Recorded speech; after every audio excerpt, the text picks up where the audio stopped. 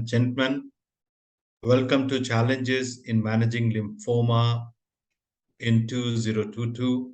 Today is 14th of September and day 4th. Under the aegis of Mumbai Hematology Group, we were just calculating more than 300 plus national and international web series webinars during COVID time and post-COVID time, all courtesy Professor Dr. M.B. Agarwal and Mumbai Hematology Group. We know him very, very well. Professor and Head Department of Hematology at prestigious Bombay Hospital Institute of Medical Science. And sir is also consultant hematologist at Leelavati Hospital and Bridge Candy Hospital. An institution in himself, inspiration for many, teacher of teachers. And sir, India is fortunate to have you. No wonder that you get many accolades, including this prestigious one as the inspiring hematologist of India by Economics Times. May I request you, sir, to introduce the speaker and take it forward from here? Thank you, Dr. Manoj. Good evening to everyone from India, and good morning, good afternoon if you are in the other part of the world. So challenges in managing lymphomas in 2022 with 15 international guest speakers. And these are our wonderful faculty members who have been addressing us for last 3 days. This webinar is brought to you by Mumbai Hematology Group, supported by INTAS, the whole series, and managed by Perfect Square. I thank Dr. Manoj and his team from INTAS, Yash Kalpesh and their team from Perfect Square, Executive Committee of Mumbai Hematology Group, all our faculty members across the world who have been very, very prominent leaders in their field, all our discussants who are eminent hematologists or medical oncologists from India, you participants for sparing your Wednesday evening, morning, or afternoon. Do remember to visit the website of Mumbai Hematology Group. It's www.mhgindia.com. And there is no password, and you can have an access to all our academic activities, past and future. Today is day 4. We have 3 very important lectures, beginning with how HIV can lead to cancer, followed by harnessing lymphoma epigenetics to improve therapies, and then nodular lymphocytic predominant Hodgkin lymphoma and T-cell histocyte-rich large B-cell lymphoma spectrum and overview. It's my pleasure to introduce our first guest speaker, Dr. Catherine Lurel from NCI, US. She's MD, MPH, HIV and AIDS Malignancy Branch, Center for Cancer Research, National Cancer Institute, National Institutes of Health, Bethesda. She is the clinical director of the HIV and AIDS Malignancy Branch at the NCI. She graduated from Oberlin College and received her medical degree from the University of Virginia and a master's in global public health at George Washington University. She completed residency in internal medicine at the University of Chicago and fellowship in hematology and oncology at the NCI, where she now serves as the Fellowship's Associate Program Director for Hematological Malignancies and leads the program's diversity, equity, and inclusion initiatives. She's board certified in internal medicine, hematology, and medical oncology. Her research interests include virus-driven lymphoproliferative disorders, particularly those caused by the Kaposi sarcoma herpes virus. She is currently the principal investigator of several clinical trials focusing on the use of immunotherapy for virus-driven cancers. She is an advocate for people living with HIV and for their inclusions in the clinical trials. She will be lecturing us today on how HIV can lead to cancer. Over to you, ma'am. Thank you very much, Dr. Agarwal. It's a real honor to be introduced by you. And I'm very much delighted to be here with all of you today to talk about my passion, which is HIV-associated lymphomas. And so today I'll be talking about how HIV causes cancer and specifically lymphoma, and how this may or may not affect the treatment of lymphoma. These are my disclosures. And I'll start by saying that HIV and cancer have been linked since the very beginning of the HIV epidemic. We often think of opportunistic infections like pneumocystis pneumonia as being harbingers of the epidemic, which they were. However, cancers were also very important.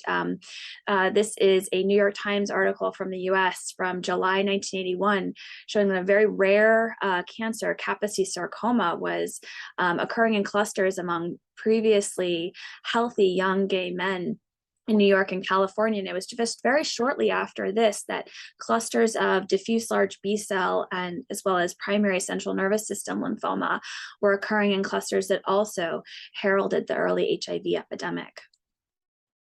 And what I mean by HIV-associated cancers are those that occur at higher rates in the population of people living with HIV than the general population.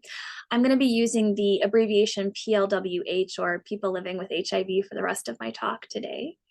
And generally, we've historically grouped these two groups of cancers, but into AIDS-defining and non-AIDS-defining cancers, sort of around the level of immunosuppression that occurs in each of these types of cancers. And you can see that aggressive B-cell non-Hodgkin lymphomas are associated in the AIDS-defining cancers, and more or less, although I'll show you later, don't always occur, but often occur in higher levels of immunosuppression. And also Hodgkin lymphoma in the box on the right also occurs at higher in people living with HIV, but occurs at generally higher CD4 counts. And all of these cancers, you can see that many, with the exception of lung cancer, have a viral etiology. And that's the case for both non-Hodgkin and Hodgkin lymphomas. The majority are caused by Epstein-Barr virus, or EBV. And then some are also caused by the Kaposi sarcoma herpes virus, or KSHV, which is also known as human herpes virus 8, or HHV8. And before I go on with my talk, I just want to give you a little bit of background on what is the HIV epidemic in India currently. The latest statistics I was able to find were from 2020. And in that year, there were 2.3 million people living with HIV in India. Around 40% of them were women. There were 54,000 new infections of HIV and 37,000 deaths. And you can see over on the map on the left where there are the highest proportion of people living with HIV in India. And we know that everyone who is diagnosed with HIV should be put on antiretroviral therapy, or ART, as soon as possible after diagnosis, regardless of CD4 count. This reduces the risk of not only opportunistic infections, but also decreases the risk of cancer, including lymphoma, and also decreases the risk of transmission to others, as people who have an undetectable HIV viral load in their blood are unable to pass it to other people. And currently in India, of the 2.3 million people with HIV, about 1.5 million, or about 65%, are on antiretroviral therapy. And much of the epidemic in India is driven by specific groups of people. So particularly at risk are transgender people, people who inject drugs, men who have sex with men, and female sex workers. And so when you're seeing patients in clinic who have lymphoma, they should be tested for HIV, but particularly in these high-risk groups of patients, it's very important to be vigilant. And so the number of people living with HIV in India, as well as around the world, continues to grow, and that's because of the success of antiretroviral therapy. In this graph on the left, you can see over time since the beginning of the epidemic, the number of people has increased, and in yellow and orange, you can see that the number of people over 50 and over 60 as a proportion of the total number of people has continued to grow because people are thankfully living longer. In data from the US, when we project out to the year 2030, over on the right, you can see the proportion of people who are over 45 and over 65, represented by the light green and white bars, is projected to continue to increase as people live longer. And when we think about the proportion of AIDS-defining, or ADCs, versus non-AIDS defining cancers, those have also changed over time. antiretroviral therapy has in general decreased the proportion of AIDS-defining cancers. And so we can see the proportion of non-AIDS defining cancers in the dark green and light green has increased over time and is projected to increase with the ongoing epidemic. And when we turn specifically to lymphoma and people living with HIV, it is the most common cancer among people living with HIV in the United States and globally among the most common. The statistics that I saw from India looked like cervical cancer might be the most common, followed by lymphoma. The incidence of lymphoma, though, is 10 to 20 times more common than in the general population. And while antiretroviral therapy has decreased the risk of certain subtypes of lymphoma, even in people who have preserved CD4 counts who are on antiretroviral therapy continue to have an increased risk of lymphoma. And when I think about the subtypes that are associated with HIV, it's generally aggressive B-cell subtypes of lymphoma. T-cell lymphomas are, we think, increased in HIV. However, there are fewer data. But the most common subtype of lymphoma is diffuse large B-cell lymphoma, similar to the general population, followed by Burkitt lymphoma. And then there's some rare entities that occur almost exclusively in people with HIV, and those are primary effusion lymphoma and plasmablastic lymphoma. Primary central nervous system lymphoma in people living with HIV is very different from the general population. It occurs at the lowest CD4 counts, is usually accompanied by significant other opportunistic infections, and is driven by EBV 100% of the time. In addition, Hodgkin lymphoma is also increased, as I mentioned earlier, in people living with HIV. And not only is the incidence higher among people living with HIV, but there's more frequent high-risk features in HIV-associated lymphomas. So there's more often CNS involvement at baseline. Patients are at higher risk for CNS relapse. In addition, they tend to present with more advanced stage disease and have more extranodal involvement.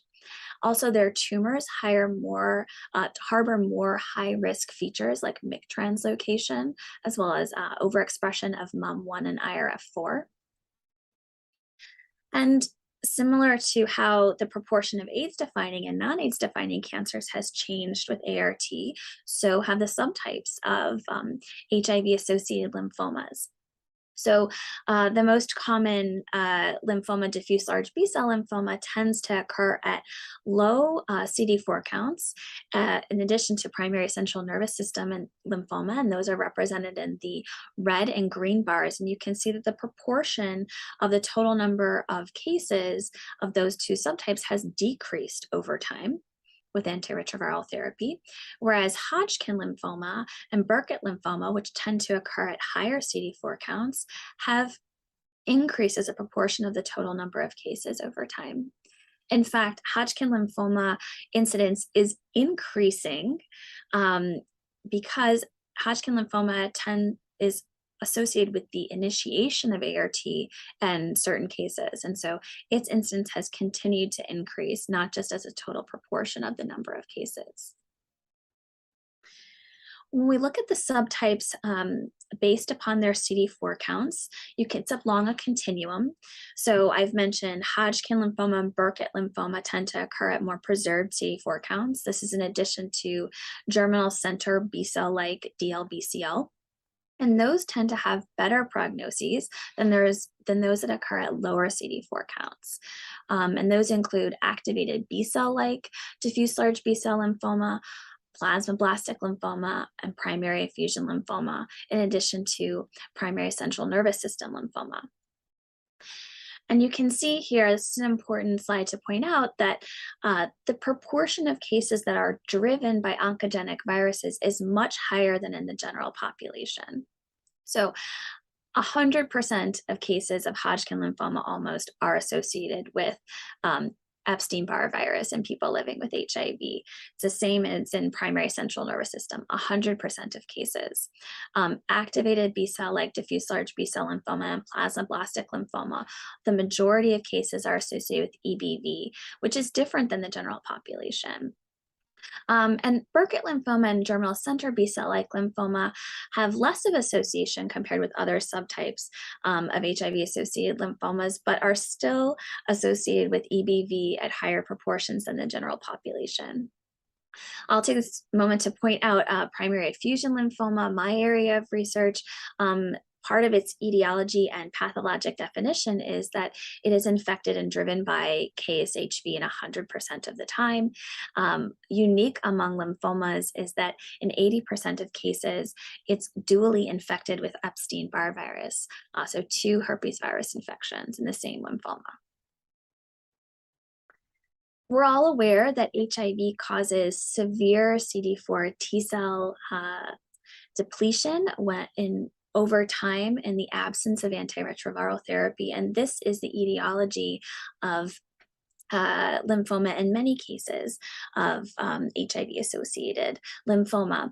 However, we know that I've told you that HIV, even in the presence of antiretroviral therapy, still increases the risk for lymphoma. And this is due to several factors. Both HIV itself, as well as these oncogenic viruses, lead to chronic T cell stimulation over time.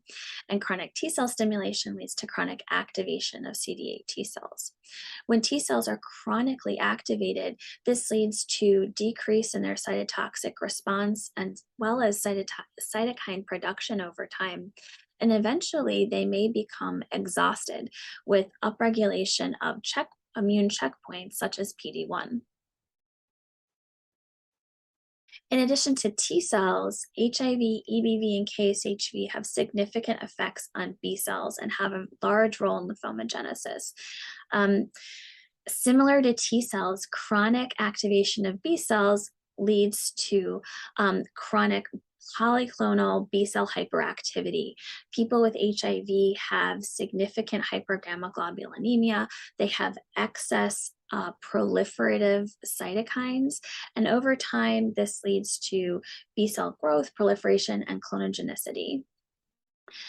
We also know that HIV, EBV, and KSHV encoded proteins have specific roles to play in lymphomagenesis.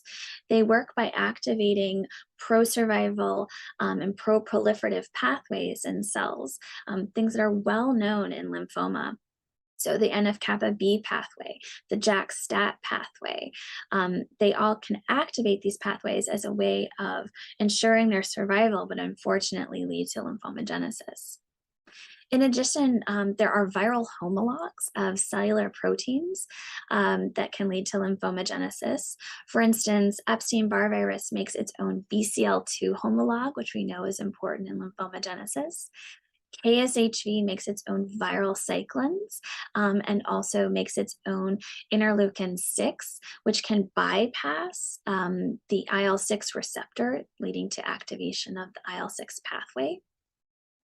And also, these chronically activated B cells, similar to T cells, are poorly immune responsive and do not participate normally in immune surveillance. These B cells also lack the help of CD4 T cells, allowing for proliferation of these viruses and leading to lymphomagenesis. However, outcomes for HIV-associated lymphomas have improved over time with the use of antiretroviral therapy because many of these effects can be partially reversed through the use of antiretroviral therapy. This was a paper published looking at patients who were under clinical trials for HIV-associated lymphomas. On the left are patients who had a CD4 count less than 50, and those on the right greater than 50.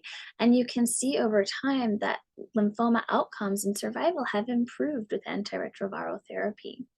And in fact, when you treat patients in these clinical trial settings, it looks like the HIV-related factors become less important and are no longer prognostic, and that it's the lymphoma-related factors, those included in the age-adjusted IPI, that become more important and prognostic. And in certain subtypes of HIV-associated lymphomas, we don't think that HIV has an influence on outcomes when patients are treated the same as the immunocompetent population. So over on the left, this is looking at Hodgkin lymphoma in patients treated with ABVD based upon their HIV status, and there was no difference in overall survival. And over on the right is looking at Burkitt lymphoma in patients who received dose-adjusted EPOCH-R by HIV status with no difference. And so in these well-controlled environments where patients are assured to receive the same therapy, it looks like there can be the same outcomes. What I will say about Burkitt lymphoma and Hodgkin lymphoma is that they are lymphomas that occur at higher levels of immune competence, so higher CD4 counts. And so this may not be the case in lymphomas that occur at much lower CD4 counts compared to what would occur in the general population. Because unfortunately, we know when we get in the real world, people living with HIV and lymphoma do not have the same survival, even in the modern era of antiretroviral therapy. This graph is looking on the x-axis here. You can see there's different subtypes of cancer. Over on the right are Hodgkin lymphoma and diffuse large B-cell lymphoma. And the positive and negative listed for each subtype indicates HIV positive versus negative patients.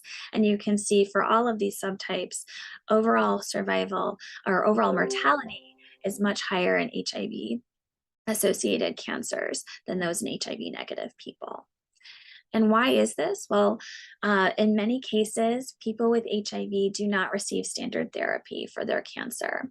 They may receive less intensive chemotherapy or no cancer therapy at all in certain cases. In addition, people living with HIV are excluded from clinical trials, so they do not have access to the most novel therapies. And then we don't have data in people living with HIV once those trials are concluded, and oncologists tend to be reticent to use these novel therapies when there aren't data in people living with HIV. And I showed you before that the HIV epidemic tends to occur in populations of people who live on the margins of society and are stigmatized, not just because of their HIV, but also because they may be sexual and gender minorities. And so these patients face significant barriers to healthcare in addition to what I've already mentioned. So how can we improve outcomes for people living with HIV and lymphoma?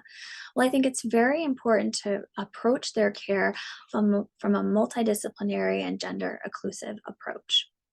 So it's very important that patients, their oncologists, as well as their HIV specialists communicate and work with each other.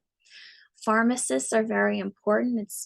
There's a potential for significant drug-drug interactions with some of the older HIV medications, as well as some of the medications you may give for antimicrobial prophylaxis and cancer therapies. So pharmacists play a large role. And then because of the stigma that many patients face, I think having social workers, patient navigators are very helpful in helping patients overcome those barriers. Antiretroviral therapy is essential as part of lymphoma treatment. We know that it improves outcomes, it improves overall quality of life in patients with HIV. It helps with lymphoma control, infection control, and we have data showing that it is safe and effective to use while undergoing lymphoma therapy. Supportive care and prophylaxis against opportunistic infections is key, particularly when giving combination cytotoxic chemotherapy upfront. And in general, we should be giving standard therapies at standard doses for HIV-associated lymphomas because we don't have a lot of data for HIV-specific circumstances. I will go through where we have some, but in general, we should just be giving standard therapies when we don't have any other data to suggest otherwise. And HIV itself is not a reason to reduce the aggressiveness of our lymphoma treatment. Someone's performance status or another comorbidity other than HIV may be a reason to decrease intensity of regimens, but HIV itself should not be. So when we look at diffuse large B-cell lymphoma and frontline treatment, we know in the general population from a randomized trial that R-CHOP and R-EPOCH are equivalent. People living with HIV were excluded from that trial, unfortunately, but we do have a pooled analysis of over 1,500 patients with HIV-associated lymphoma, showing that EPOCH did have a survival advantage over CHOP in the frontline setting, a survival advantage. Unfortunately, many patients were not given rituximab over time. So when we have fewer data comparing these two regimens when rituximab was added, but when it was added, there was no longer a significant difference between R-EPOCH and R-CHOP, although there was a trend. Because of this evidence, and this is the best evidence we have, in general, most people who specialize in HIV-associated lymphomas will give EPOCH as their frontline treatment backbone. However, there are others that give CHOP. This pooled analysis also showed us that rituximab is safe and should be given across all CD4 counts for CD-positive tumors. I showed you data showing that dose-adjusted EPOCH-R was safe and effective in HIV-associated Burkitt, but this was an AIDS Malignancy Consortium trial that used the modified McGrath regimen, or Codax-M-IVAC, in addition to rituximab, and showed that it was safe and effective for HIV-associated Burkitt as well. The 1-year PFS and overall survival were good compared with other studies that excluded people living with HIV. And in general, Codax-M-IVAC with rituximab is a better regimen for patients who have CNS disease or at high risk for CNS relapse, because we know from the study that I mentioned earlier that dose-adjusted EPOCH-R performs poorly in patients who have CNS disease. And so this is a regimen that I will often use in HIV-associated Burkitt. When it comes to Hodgkin lymphoma, this was another trial done by the AIDS Malignancy Consortium in the United States. This combined brentuximab vedotin with AVD or doxorubicin, vinblastine, and dacarbazine for stage 2 through 4 HIV-associated classical Hodgkin lymphoma. This was presented at ASH in 2019. And the overall survival and progression-free survival were excellent, what we would expect in the general population.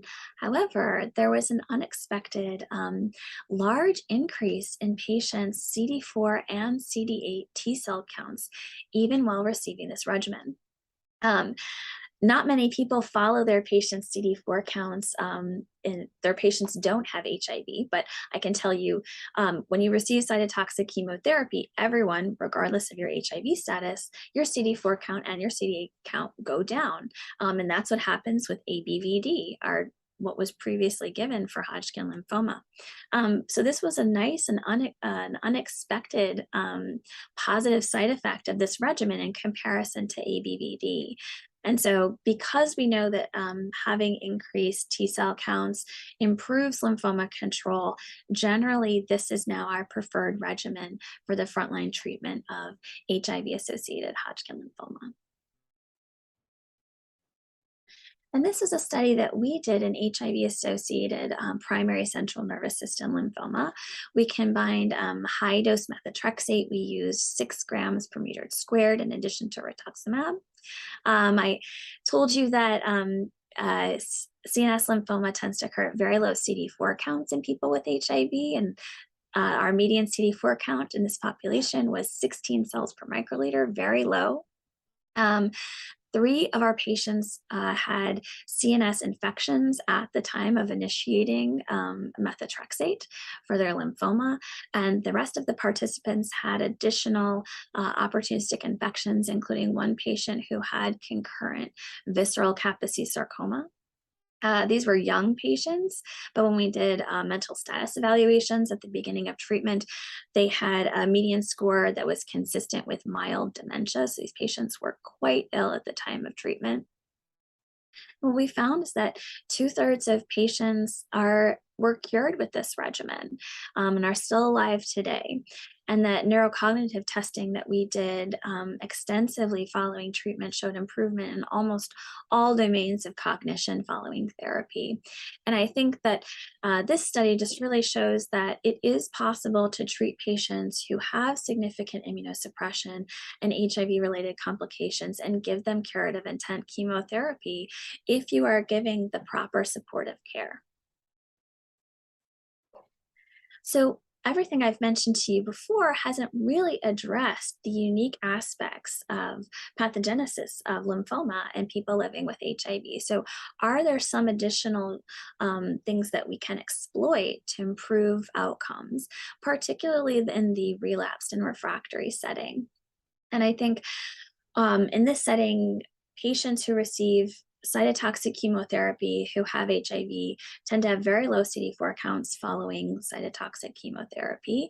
And so can we find T-cell sparing regimens in the relapsed and refractory setting? Are there things we can do to reverse the immune suppression and dysregulation that we see even in patients who are receiving antiretroviral therapy? And is there a way to target what these oncogenic viruses are doing to increase the risk for lymphoma? So I'm sure many of you have used anti-PD-1 therapies. They have changed the treatment landscape for many different types of cancer, including all of these cancers I've listed here, for which have the United States Food and Drug approval. For these agents, they all occur at high rates in people living with HIV, yet people living with HIV were excluded from all of the registration trials for these cancers that led to their approval. And so we thought, I think this was, oncologists were concerned that there was safety issues. Would there be increased immune adverse events? Could there be reactivation of concurrent infections like TB or hepatitis B? Would there be activity in these agents? Patients who have low CD4 counts, would they have responses to anti-PD-1 agents? And then is there a potential of viral reactivation of HIV even in patients who are receiving antiretroviral therapy? And so we did a prospective phase 1 trial looking at the use of pembrolizumab, the anti-PD-1 agent, in people living with HIV and any advanced cancer, and this did include lymphoma. We looked across 3 CD4 cohorts that included patients with CD4 counts down to 100 cells per microliter. And we observed no increase in immune adverse events. And we did see efficacy in some expected subtypes. So in lung cancer, there was a patient who had a complete response.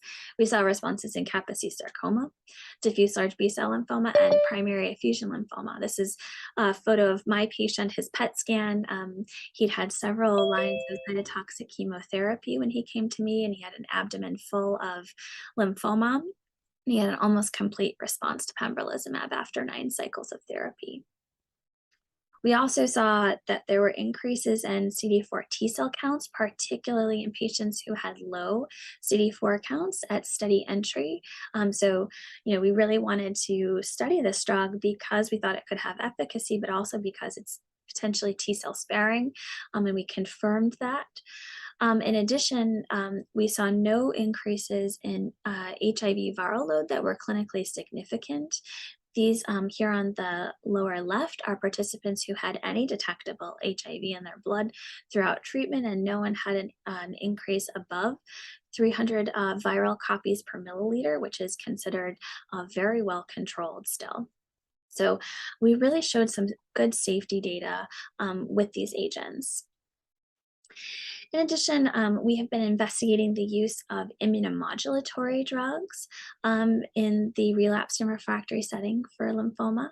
So these are oral derivatives of thalidomide. The second generation and third generation are lenalidomide and pomalidomide. These agents target cereblon, and this ubiquitin ligase, targeting it can activate T cells, activate NK cells, both of which can be beneficial when we know T cells tend to become defunct in HIV. They can improve immune presentation, so they can increase expression of MHC1 and other immune surface markers. We know that both EBV and KSHV, one of the ways they can hide from the immune system and decrease immune surveillance is by downregulating these immune surface markers, and that both of these drugs are able to reverse that downregulation. And there are also direct cytotoxic effects of these drugs in lymphoma cell lines in the lab via downregulation of IRF4, which we know is overexpressed in many HIV-associated lymphomas. So there's the potential then for these two classes of drugs to potentially be combined in HIV-associated lymphomas. So we do know that single-agent checkpoint inhibitors are, while very effective for Hodgkin lymphoma, are ineffective for most non-Hodgkin lymphomas, including diffuse large B-cell lymphoma. Response rates are very low. However, we know that virus-infected cells, so EBV and KSHV infected cells, upregulate PD-1 and PD-L1, potentially indicating that these agents may be more effective in HIV-associated lymphomas. And we know that these immunomodulatory drugs activate T cells and improve immune presentation. And so if you have primed CD8 T cells that are activated by anti-PD-1 agents, the immunomodulatory drugs may work in concert to improve immune recognition of those activated CD8 T cells. In addition, we know that viruses may serve as tumor antigens. We think of PD-1 agents being most effective in tumors that have a high mutational burden. Well, virally induced tumors don't tend to have high tumor mutational burdens, but they do have viruses that may serve the same type of role as a tumor antigen. In addition, as I've mentioned, these agents are T cell sparing, and importantly for HIV-associated lymphomas, where CNS involvement is high, they both penetrate the CNS. And so we treated a series of patients with the anti-PD-1 agent pembrolizumab with or without the immunomodulatory drug pomalidomide in relapsed and refractory HIV-associated non-Hodgkin lymphomas. We treated 6 patients with single-agent pembrolizumab and 4 patients with a combination. We generally added the pomalidomide to the pembro when patients had leptomeningeal involvement of their disease to increase CNS penetration. The majority of the patients had a tumor driven by EBV or KSHV, as would be expected, and the median CD4 count among the patients was 214 cells per microliter, including one patient who had a CD4 count of 43, and that's the patient over here. You can see her PET scan. She had a beautiful tumor response after 3 cycles of pembrolizumab, despite her very low CD4 count. We saw several immune adverse related events. We were able to treat through both hypothyroidism and immune-related hepatitis. We did have one patient who had leptomeningeal primary effusion lymphoma who received Guillain-Barré, who developed Guillain-Barré related to the pembrolizumab, and we had to stop his therapy. However, his leptomeningeal PEL remains under control despite the pembrolizumab going several years on now. And the progression-free survival was short for all of the participants. However, the overall survival was over a year. And I think this is not only due to the fact that we had several patients who had very good tumor responses to this combination of drugs, but also that these drugs were sort of easier on the patients rather than other rounds of cytotoxic chemotherapy. They were better tolerated, and it allowed for CD4 and CD8 immune reconstitution. As we predicted and hypothesized, 6 of the 7 patients who had EBV or KSHV associated tumors had tumor benefit with this combination. And so I will leave you here with these conclusions, and that people with HIV, I hope you remember that they are at increased risk of lymphoma, even those receiving antiretroviral therapy. And I encourage you to check all of your patients with lymphoma for HIV, because antiretroviral therapy makes a significant difference if it's initiated in the course of people's lymphoma. The increased incidence of HIV-associated lymphoma is associated with immune suppression and dysregulation, as well as these oncogenic viruses, and that outcomes are improving, but we still lag behind the general population for our patients who have HIV. And that currently we have not much evidence for many subtypes of lymphoma about what should be specific HIV related therapy. And so that generally patients should be getting standard dose, standard chemotherapy regimens for the lymphoma. And that we do have ongoing studies hoping to target the unique pathogenesis of HIV-associated lymphomas and improve their outcomes. And I'll end here by thanking our multidisciplinary team in the HIV and AIDS malignancy branch, and thank our patients and their families. Thank you. Thank you so much, Dr. Lurin. We had so many queries, at least I had so many queries in my mind. You have already answered almost all of them. Still, I'm going to ask you one question from my side. Is there anything with respect to the relapses of lymphomas being more or less in these patients? They're cured of their first lymphoma? Yes, so we don't know whether it's related to HIV-related factors or just because patients present with more advanced stage disease, more extranodal involvement, have these high-risk features, but people with HIV have significantly more relapse disease than people without HIV. Yes. Thank they you. do. Thank you. My colleague, Dr. Krishna, has a question. Thank you very much for a very excellent and a prolific talk. If you have a newly diagnosed patient with a non-Hodgkin's lymphoma and you detect HIV in him, both are newly diagnosed, how do you go about it in giving combined? Will you combine anti-HIV treatment with the lymphoma treatment? How do you sequence it? Oh, great question. So everyone who has HIV should be on antiretroviral therapy, and that should not be interrupted for lymphoma therapy. The vast majority of patients these days, when their antiretroviral therapy has almost no interactions with cytotoxic chemotherapy. Most patients are on these integrase inhibitor based regimens for their HIV, and they have no interactions with the general frontline chemotherapy agents that we use. There are patients who are on regimens that either are older regimens or because they have resistance in their HIV that are called boosted regimens. Those tend to be regimens that include a protease inhibitor. And those regimens include the drugs either ritonavir or cobicistat. Those are the 2 drugs to look for. And those are drugs that boost the levels of the antiretroviral agents by inhibiting CYP3A4 in the liver. And so that will have a direct interaction with, for instance, vincristine or vinblastine, several other chemotherapy agents. And so it's not that it's impossible to give those agents with chemotherapy, but you may need to reduce the dose of those drugs so that you can continue the antiretroviral therapy. That's why your pharmacist is so important.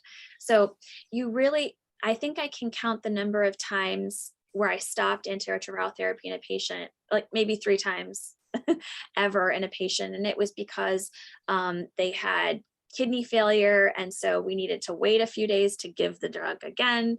But really, we weren't really stopping it because they were on dialysis. So the drug was still in their system. I never stopped the antiretroviral therapy.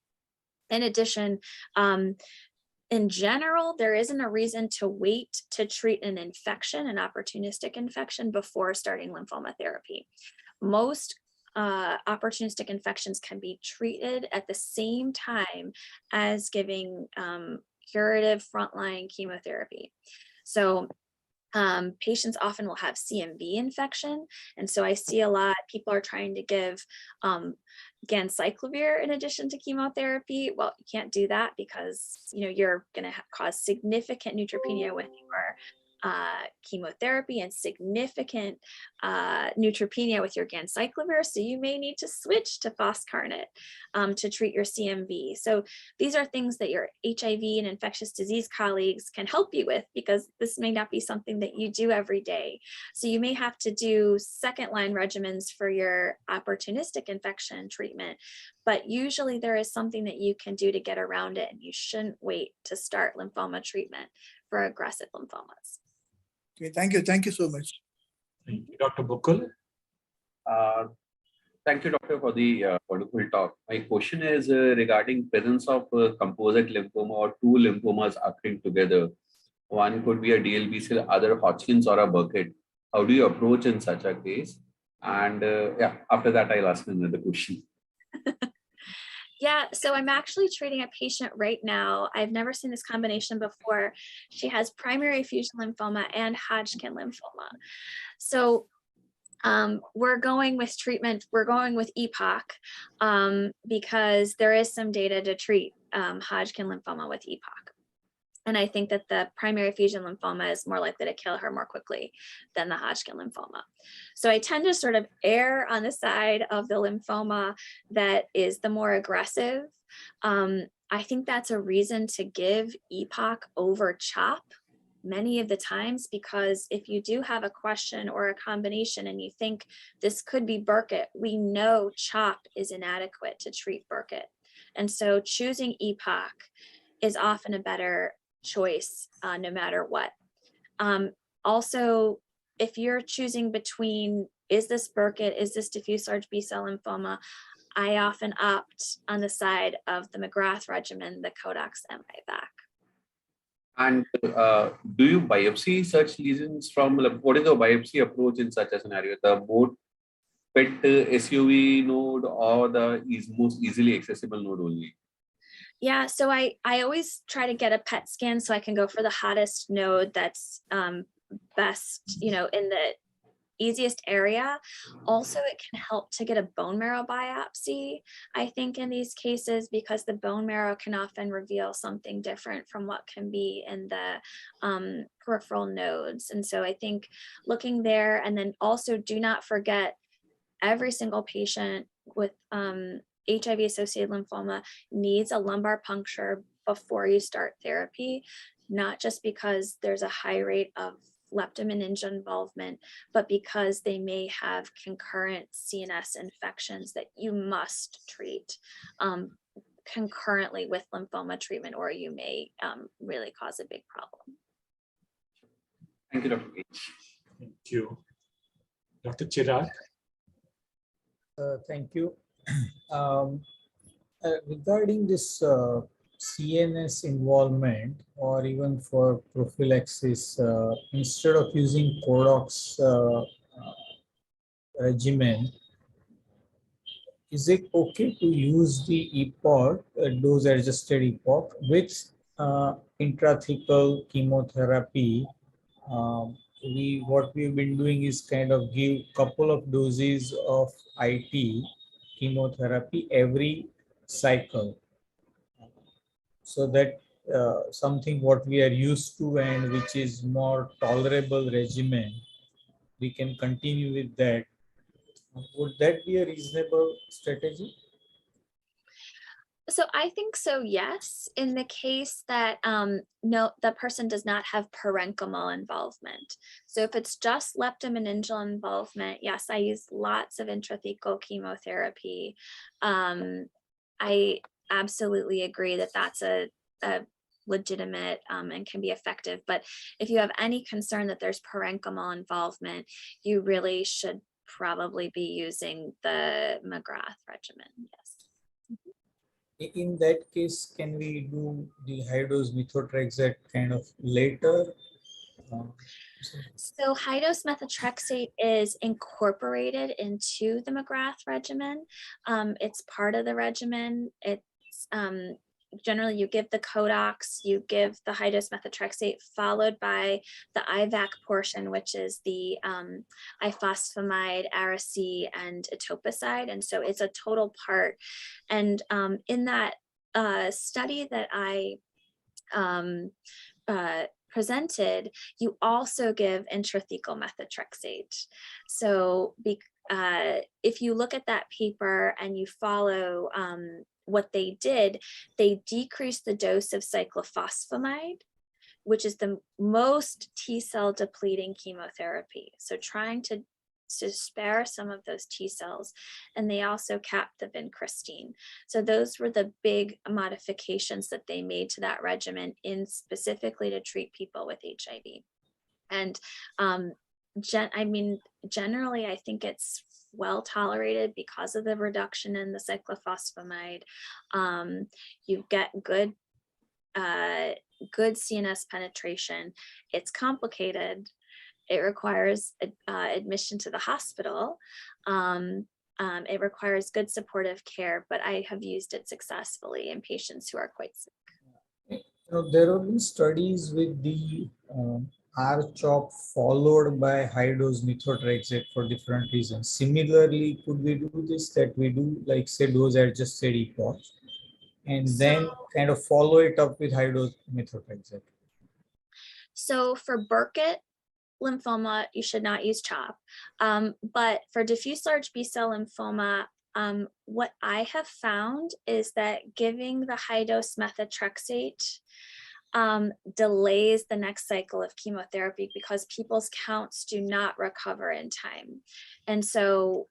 And if you wait to the end of therapy and people who have HIV to give the high-dose methotrexate, they've already had progression of their CNS disease. And so I really don't like doing that. I really like giving intrathecal chemotherapy, and if there's parenchymal involvement, directly addressing the parenchymal involvement. Thank you. In case there is a localized lymphoma, is there any place of radiotherapy? So I like to avoid radiotherapy in my patients because they tend to be very young. And so I tend to save it till I've exhausted a lot of other options. So we've had very good success with high-dose methotrexate and rituximab and antiretroviral therapy in our patients who have primary CNS lymphoma. In patients who have involvement of other types of lymphoma in the parenchyma, we've had less success with high-dose methotrexate. And we've had to try to make up something to do to avoid radiation in these young patients, which is why we sort of came up with trying to give some of these targeted agents or some immunotherapy. We're treating a 20-year-old right now with primary CNS lymphoma who had refractory disease to the matrix regimen, so methotrexate, Ara-C, thiatipa, and rituximab. So he got this really good aggressive therapy at another institution to try to cure his lymphoma, and it didn't work. And so we tried pomalidomide and pembrolizumab, and the patient has it's a complete response going on over a year. So I think that's going to, if you have access to those drugs ever, I mean, I think it really has been successful so far in at least a handful of patients that we've treated. Right. Is there any data on T-cell lymphomas? Do they occur in this setting? So T-cell lymphomas, we don't have as much data, but they are increased in people with HIV. ALK negative anaplastic large cell lymphoma is increased. NK T cell lymphoma is increased, which is driven by EBV. So we do know that they are occur at higher rates, and also there's some data from a cohort study. It was published this year, I believe, in Blood Advances, where they showed that the outcomes for people with HIV and T-cell lymphomas are inferior to people who do not have HIV and T-cell lymphomas. Thank you. Dr. Mukul, Dr. Krishna. I also had a repeat question. Go ahead. Yeah. So what about role of transplant? Would there be kind of same indications and anything we do differently in terms of planning for that?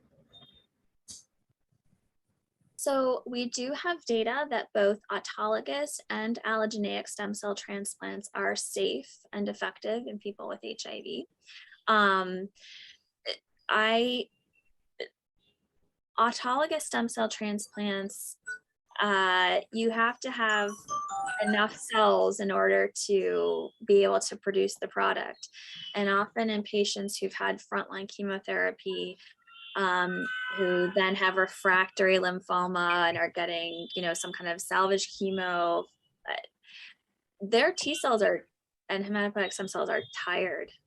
So I don't know that the outcomes are as good as they are in people without HIV, but we do have data that they're safe and effective. And so I wouldn't, currently with the data that we have, I wouldn't do something differently than I would for a patient without lymphoma, without HIV in that setting. Yeah. Mukul? Ma'am, does your approach differ anyhow in pediatric high-grade lymphomas with HIV? So I do not treat patients, pediatric patients. So I cannot comment on what they do. I do know, however, that you should give antiretroviral therapy, but I can't comment any further. I apologize. I do treat a lot of young adults with HIV, I would say, and I treat them extremely aggressively because I think you can cure them. So, I think the youngest kid I've treated is like 17, and I didn't do anything different than I would for an adult, except I'm extra aggressive, I guess. And you had already answered about newly diagnosed lymphoma and HIV. In India, we face, a third addition to it in the form of tuberculosis. And anti-tubercular medications are more often than not lead to some kind of hepatotoxicity. Any particular experience in that? Yeah, so patients who have TB or who have other mycobacterial infections, it does get very complicated. Patients are on a lot of medicines. So it's really, I think the pill burden is very difficult for patients. There's a direct interaction between rifabutin and rifamycin, and a lot of the antiretroviral drugs. It will decrease their levels, so the ART will be less effective, and so you have to avoid those drugs. It'll cause resistance in the HIV and make things infinitely more difficult if you miss that key drug-drug interaction. And so your pharmacist really has to help you here. Again, there is interaction between some of the chemotherapy drugs as well. So you may have to either increase or decrease the dose of some of the chemotherapy drugs, but it's not undoable. Yeah. It's hard. Dr. Krishna. Dr. Krishna, you have a question? Yeah, I have a question. It's a very simple question. This is about epoch. Do I understand this is a dose adjusted or epoch for CD20 positive HIV associated lymphomas? Yes. Mm-hmm. It's dose adjusted. It is dose adjusted, yes. So we dose adjust the same way that we would in the general population. We to base it upon, the prior cycles, hematologic parameters, and what happened. In patients who have very, very low CD4 counts, who may have a very poor performance status, I often will start at dose level -1 and then go up from there rather than starting at dose level 1 when I give EPOC. And by low CD4 count, I mean less than 100.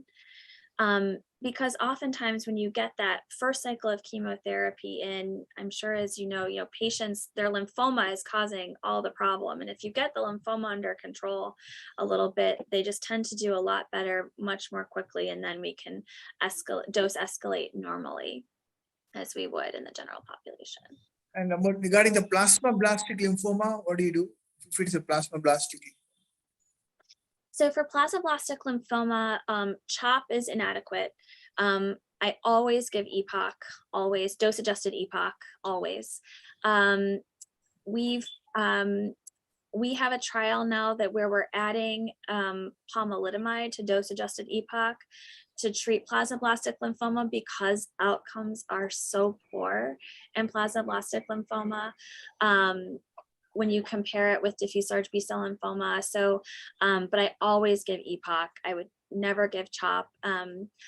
There's some data to suggest that in the general population, you should consolidate after EPOC with autologous stem cell transplant. I do not do that. I sort of wait and watch and follow. I don't give consolidation therapy at this time. Okay, thank you very much.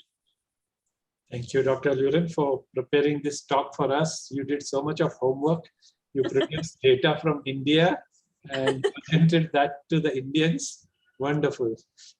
Hard work and fantastic lecture and a wonderful question and answer session. Thank you so much for sparing your valuable time for us. Thank you so much. It was my pleasure. Thank you all. Thank you. Bye-bye. Have a wonderful day. So it's my pleasure to introduce the next speaker. He's already joined, Dr. Michael Green. Welcome to our webinar. It's my pleasure to introduce him formally. He's Associate Professor and the Director, Translational and Lab Research, Department of Lymphoma and Myeloma at University of Texas, MD Anderson Cancer Center, Houston. His lab focuses on understanding the intersection between genetic, epigenetic, and immunological factors in the development of B-cell malignancies. To do this, his lab employs cutting-edge genomic technologies to analyze human tumors, patient-derived xenograft models, and transgenic mouse models, with the goal of identifying dependencies that can be targeted with rationally designed therapeutic strategies. He has published his research in leading peer-reviewed journals, has presented his research at major international meetings, and is supported by extramural grants from the NIH and the Cancer Prevention and Research Institute of Texas. I invite him to deliver his talk on harnessing lymphoma epigenetics to improve the therapies. Over to you. Thank you very much for that introduction and for the invitation to present here in this forum. It's really an honor and a great opportunity.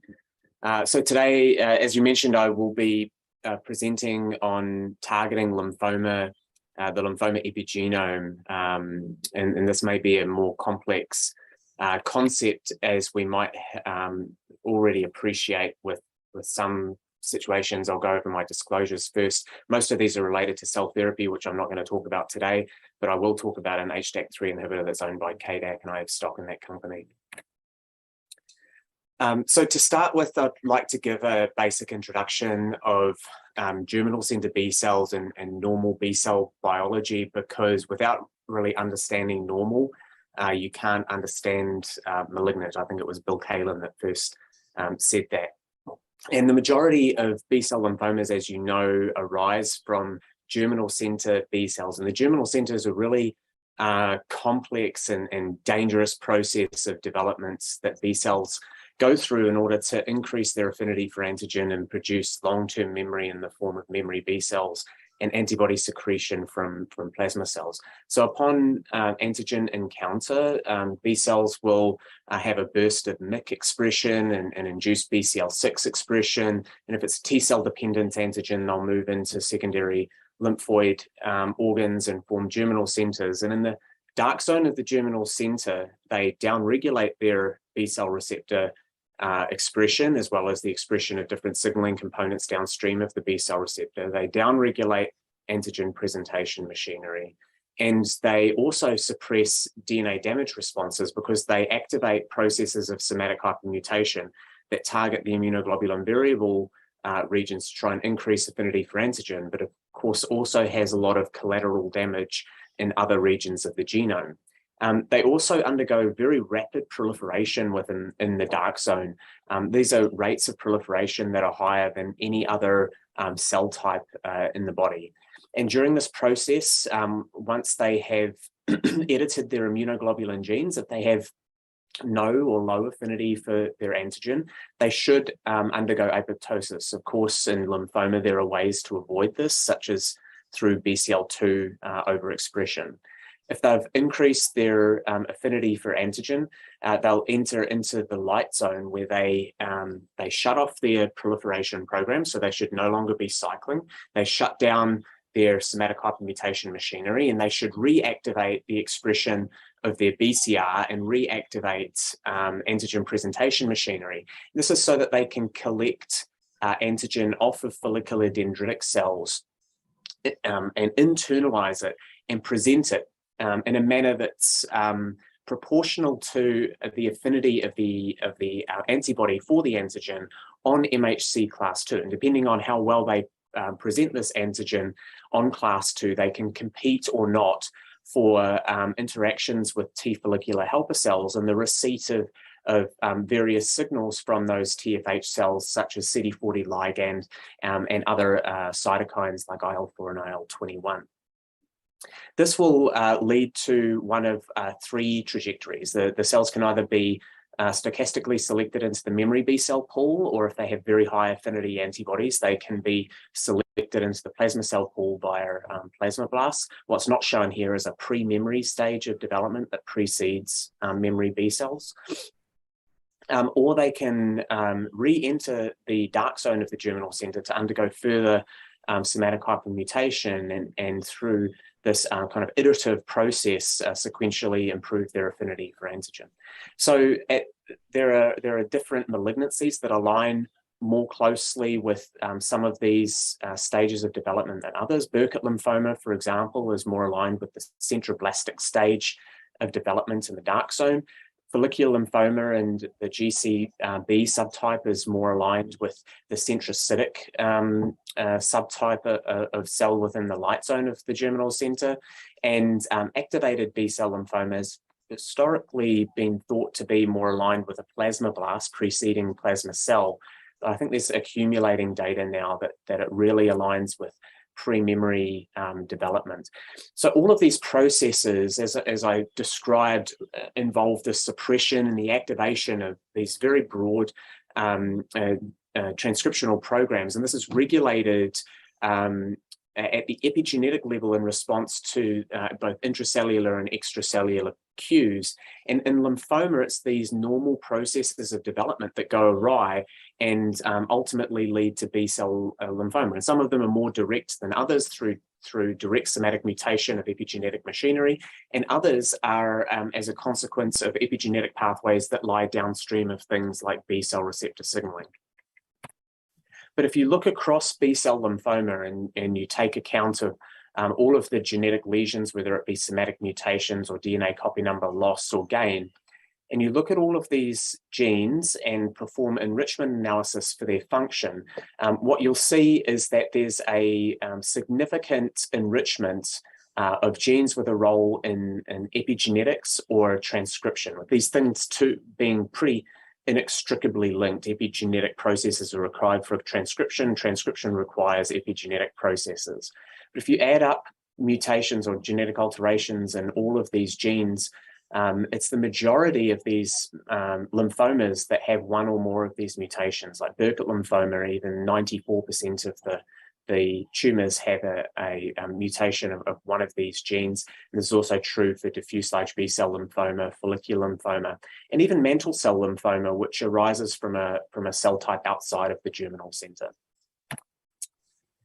Not only do they have mutations of one of these genes, but in many cases, lymphomas acquire serially multiple mutations in epigenetic machinery or transcriptional machinery. And this is an example of follicular lymphoma, in which chromatin modifying gene mutations, which I'll just refer to as CMG mutations, are really a hallmark of the disease.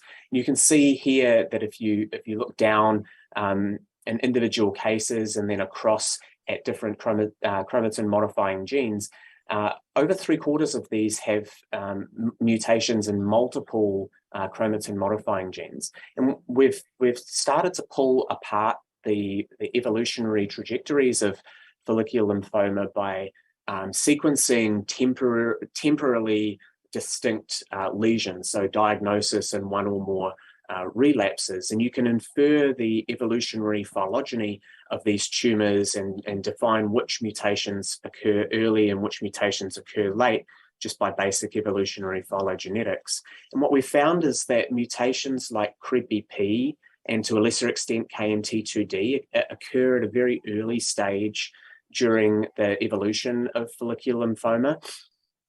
And are present in all of the tumors, whereas other mutations like EZH2 are acquired at a later stage during the genetic evolution and may be present or absent at serial relapses.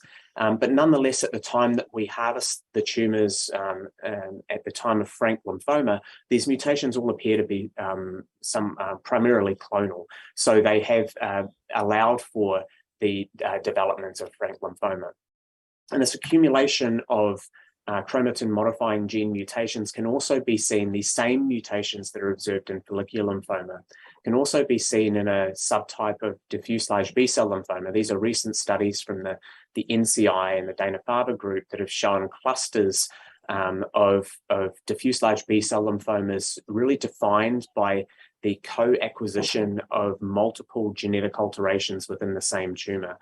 Lymphoma is not a malignancy of a single oncogenic driver, like maybe some leukemias are with fusion genes and translocations that can drive frank leukemia. Lymphoma requires the sequential acquisition of multiple mutations, and these same mutations are acquired, for example, in KMT2D, CREB-BP, and EZH2 within the EZB subset, otherwise known as the C3 subtype of diffuse large B-cell lymphoma. And so I'll focus on this EZB, C3, and follicular lymphoma scenario in order to frame the role of epigenetics in lymphoma and our ability to target it.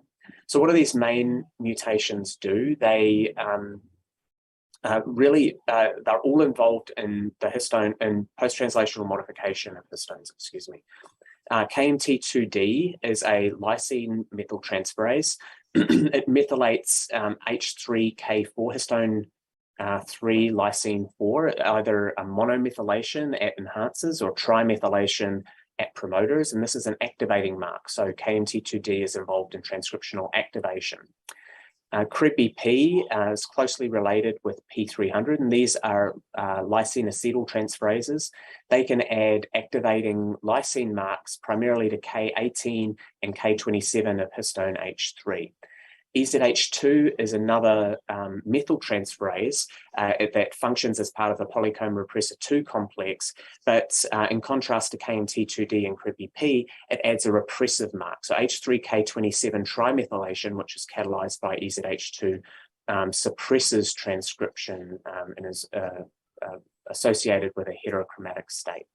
KMT2D and CREB-BP, as I'll give a bit more detail about shortly, are targeted by inactivating mutations, whereas EZH2 is targeted by a hypermorphic mutation that results in its activation. So this is a loss of function of genes that add activating marks and a gain of function of a gene that adds an inactivating mark. So I'll run through these one by one and what we know about their function and how we might consider targeting of these mutations. So KMT2D is a very large gene, in fact, and can be found to be mutated in quite a number of tumors just as a consequence of background. And so many of the missense mutations in KMT2D may in fact just be background accumulation of DNA damage. But there is a predominance of nonsense and frame shift mutations, which are bona fide driver mutations in the case of KMT2D, and result in a loss of its protein expression. So as you can see here, this is a nice paper from Laura Pascalucci's group that show that 3/4 of these mutations are result in a loss of protein. And there are other mutations that can also be missense mutations that can be acquired within the catalytic set domain, which can also inhibit KMT2D activity. It's really unclear right now as to whether these are functionally equivalent or not. Conditional deletion of KMT2D in germinal center B cells using a floxed allele with the C-gamma1 Cre or a CD19 Cre in this case leads to an accumulation, a larger size of germinal centers and an accumulation of germinal center B cells, as you can see here gated on PNA and CD95. With a sequential increase with loss of one allele or with both alleles of KMT2D. And this is evident after serial immunization, either at early or at late time points with an increasing fraction of GCB cells per spleen.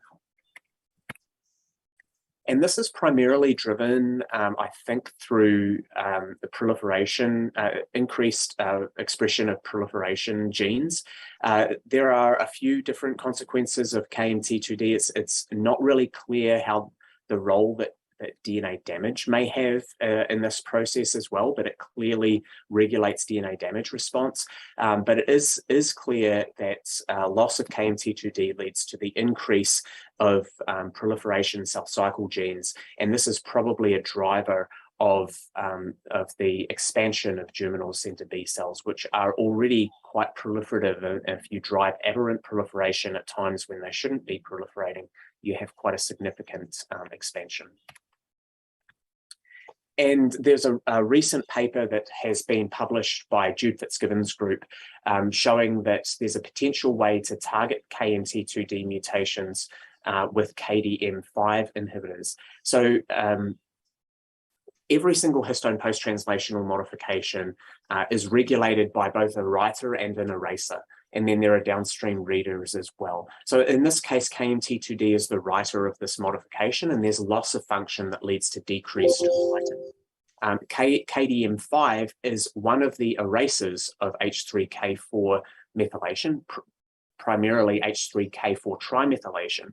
And so inhibition of KDM5 can lead to a restoration of H3K4 trimethylation at promoters, and cells that have KMT2D mutations are selectively sensitive to this KDM5 inhibitor, as shown here with two different KMT2D mutant cell lines versus a wild type cell line, and here showing EC50s across mutant cell lines in the darker color as compared to wild type cell lines in light gray.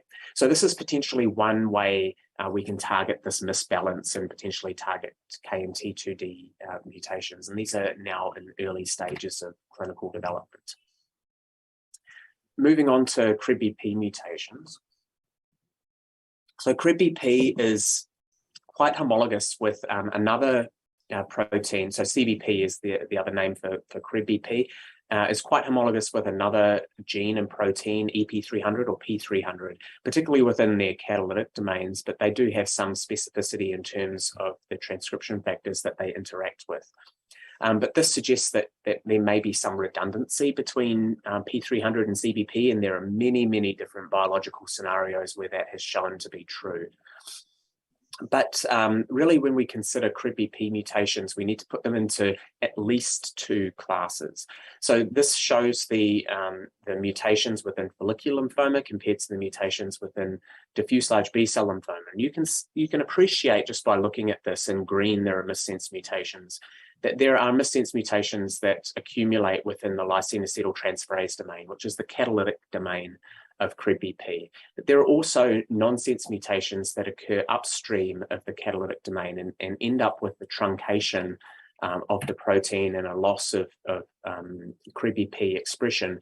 But these different patterns of mutations tend to have different representation between follicular lymphoma and diffuse large B-cell lymphoma, with this hotspot at arginine 1446 being overrepresented significantly in follicular compared to diffuse large B-cell lymphoma, and the stop codon mutations being overrepresented in diffuse large B-cell lymphoma compared to follicular lymphoma. And these do have quite different consequences, as I'll show you in a moment.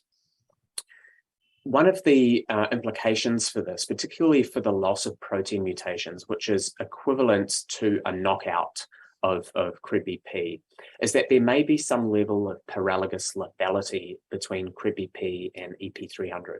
So in the germinal center reaction, normally CBP and P300 tend to regulate slightly different sets of genes, with CRIB-BP more so regulating genes that are very active in the light zone of the germinal center, like BCR signaling, CD40 signaling, interferon signaling, antigen presentation, and P300 regulating gene sets that are more active in the dark zone of the germinal center, like cell cycle and DNA repair. But when you delete one or the other, the alternative gene can usually compensate, unless you're doing a 3 out of 4 allele deletion. So if you remove just one allele of each of these, there tends to be very little effect on GCB cell fraction as compared to removing 2 alleles of CRIB-BP and 1 of P300, or vice versa, and certainly removing all alleles of CBP and P300 lead to a almost complete failure of the germinal center reaction. So this suggests that perhaps in the context of CBP knockout, or these premature stop codon mutations, you might be able to target P300 due to a paralogous lethality. And Laura Pascalucci published this paper in Immunity a few years ago that showed that this is probably true. In cell lines with CRIB-BP mutations, and it should be noted that lysine acetyltransferase domain point mutations don't naturally occur within any of the lymphoma cell lines that we have. These are all nonsense or frameshift mutations. But within these cell lines, knocking out P300 is selectively toxic to cell lines with CRIB-BP mutations, whether you do it constitutively or using an inducible guide RNA for P300. And this is also associated with an increased sensitivity to chemical inhibitors of CBP and P300. So paralogous lethality could potentially be a path forward for the epigenetic targeting of CRIB-BP mutations that induce a loss of protein expression. However, there are some very significant differences between lysine acetyltransferase domain point mutations and these knockout equivalent mutations. And we showed this a couple of years ago in a paper published in Cancer Discovery, where we introduced point mutations of this hotspot mutation of CRIB-BP into cell lines. We also knocked out both alleles of CRIB-BP, compared it to the isogenic wild type. And what we found was that the point mutation quite significantly reduced H3K27 acetylation at regions that are normally decorated with this mark in normal germinal center B cells. And the effect of biallelic knockout is much less severe. You can see that over here in this summary plot, with a loss in arginine 1446C mutants, and really the knockout is much closer to the normal level of acetylation observed in wild type than it is to the point mutation. And this is because, and this is unpublished data that hopefully we'll soon be able to get out, but we developed cut and run, which is kind of a ChIP-seq equivalent for CRIB-BP and P300. And this just shows the P300 loading over those same regions of K27 loss within wild type, where P300 tends to be co-bound to these same regions in these cell lines, knockout, and in arginine 1446. And you can see quite clearly that there's an increase in loading of P300 in the context of knockout. So P300 is able to come in and compensate for CRIB-BP, but this is not the case with the arginine 1446C mutant, where there might be some kind of steric hindrance or other factors that prevent the redundant activity of P300 in this context. So paralogous lethality may or may not occur.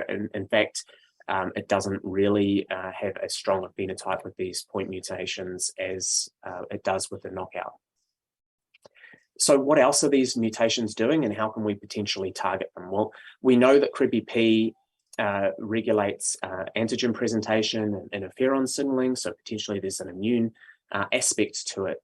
But it also, the genes that were downregulated with loss of K27 acetylation, loss of expression, were also significantly enriched for BCL6 target genes. And these regions tend to be bound by both CBP and BCL6 within these cells. And so BCL6 is the master regulator of the germinal center reaction, particularly within the dark zone of the germinal center, and it acts by recruiting co-repressor complexes, which include NCOR and HDAC3. So it's conceivable that the loss of function of CRIBBY-P may lead to an imbalance in the activity of the antagonistic activity with BCL6 and HDAC3, and therefore targeting HDAC3 might be a mechanism to restore this balance. And this is indeed the case. If we treat mutant cells with HDAC3 inhibitor, we induce primarily expression rather than reducing expression. And these are the same genes that are downregulated in association with CRIBBY-P mutation in these cells. So MHC class 2 and all of the interferon gamma responsive elements, as you can see here, the same genes that have loss of K27 acetylation in association with the mutation are induced by the HDAC3 selective inhibitor. But it's actually not just in the mutant cells in which this gene expression can be induced. So this is a strip plot showing the set of genes that are lost in association with CRIBBY-P mutation. 4 different replicates normalized to the control-treated wild-type cells. And so these are HDAC3 inhibitor-treated wild-type cells, and you can see that this that treatment leads to an increase in expression of the same gene expression signature, even within wild-type cells, because this antagonistic relationship between BCL6 and HDAC3 and CRIBBY-P still exist in the wild-type setting, and we can still therefore tip the balance in the favor of CRIBBY-P and promote this gene expression signature using HDAC3 inhibition in this context.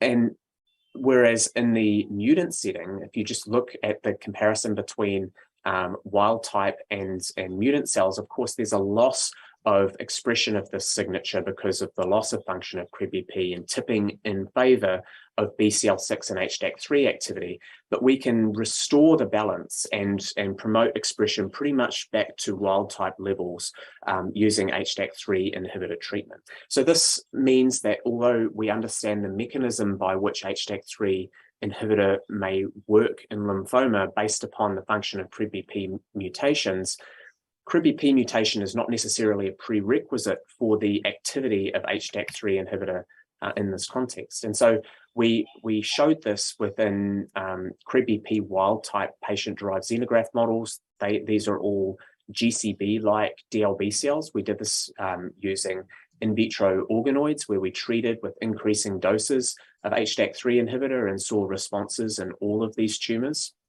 And we also did this in vivo, where at 2 different doses, HDAC3 inhibitor was able to significantly reduce the growth of these CRIBBY-P wild-type tumors in mice. There are also examples of CRIBBY-P wild-type tumors that have a loss of MHC class 2 expression through mechanisms that are obviously independent of CRIBBY-P, but nonetheless we can induce MHC class 2 expression in these tumors using this HDAC3 selective inhibitor. So this suggests that there may also be an immune component that could be induced using HDAC3 inhibitor and opposing BCL6 function. And we showed this in transplant models using transgenic mouse models. So these are fully immune competent models where we have taken lymphoma cells from EZH2 by BCL6 lymphomas and transplanted them into immune competent C57 black 6 mice following a buzz of radiation. So these lymphomas will establish, and then we treat them and see what happens. So we treated them with this HDAC3 inhibitor, and what we can see is a significant increase in infiltration of CD8 and CD4 cells in the HDAC3 inhibitor treated cells, but not a significant decrease in the fraction of tumor B cells within the spleens of these mice. So we're inducing immune infiltration without really a therapeutic benefit. And part of the reason for this is that HDAC3 inhibitor induces an interferon response. And interferon also drives an adaptive immune suppression, such as increased PD-L1, which may limit the efficacy of an anti-tumor immune response.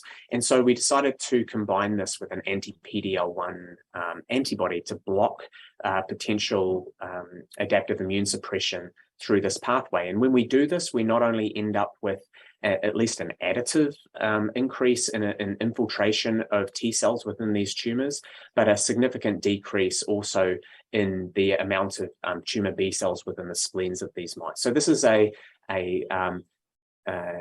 mechanistically driven epigenetic immune model for treating lymphoma.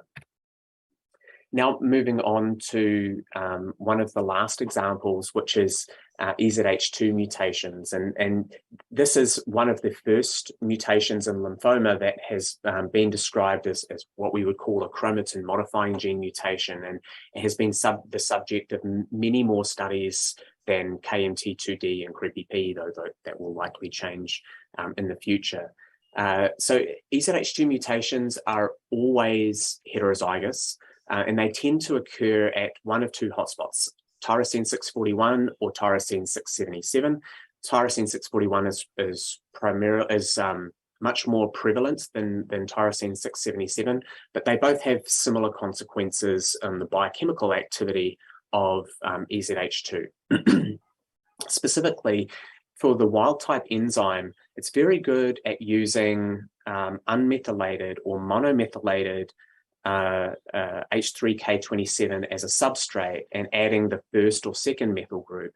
It's not so good at adding a third methyl group using H3K27 dimethyl as a substrate. In contrast, the tyrosine 641 mutants are not very good at using unmethylated or monomethyl K27, but they're very good at using dimethylated K27 as a substrate and adding this third methyl group. So by having these mutations heterozygous, they have this cooperative activity where the wild type enzyme is very good at adding methyl 1 and methyl 2, and the mutant enzyme is very good at adding the rate limiting methyl 3, and this leads to an overall accumulation of H3K27 trimethyl in these lymphoma cells. But EZH2 is very important, independent of the mutation status. And I think that can be said actually for all of these genes, independent of whether it's mutated or not. They're typically very important for the function of germinal center B cells. And so Ari Melnick's group showed this a long time ago using a floxed allele for EZH2. So in mice, if you delete EZH2 selectively in germinal center B cells, you can see that it's normally very highly expressed, and you can eliminate this using this floxed allele.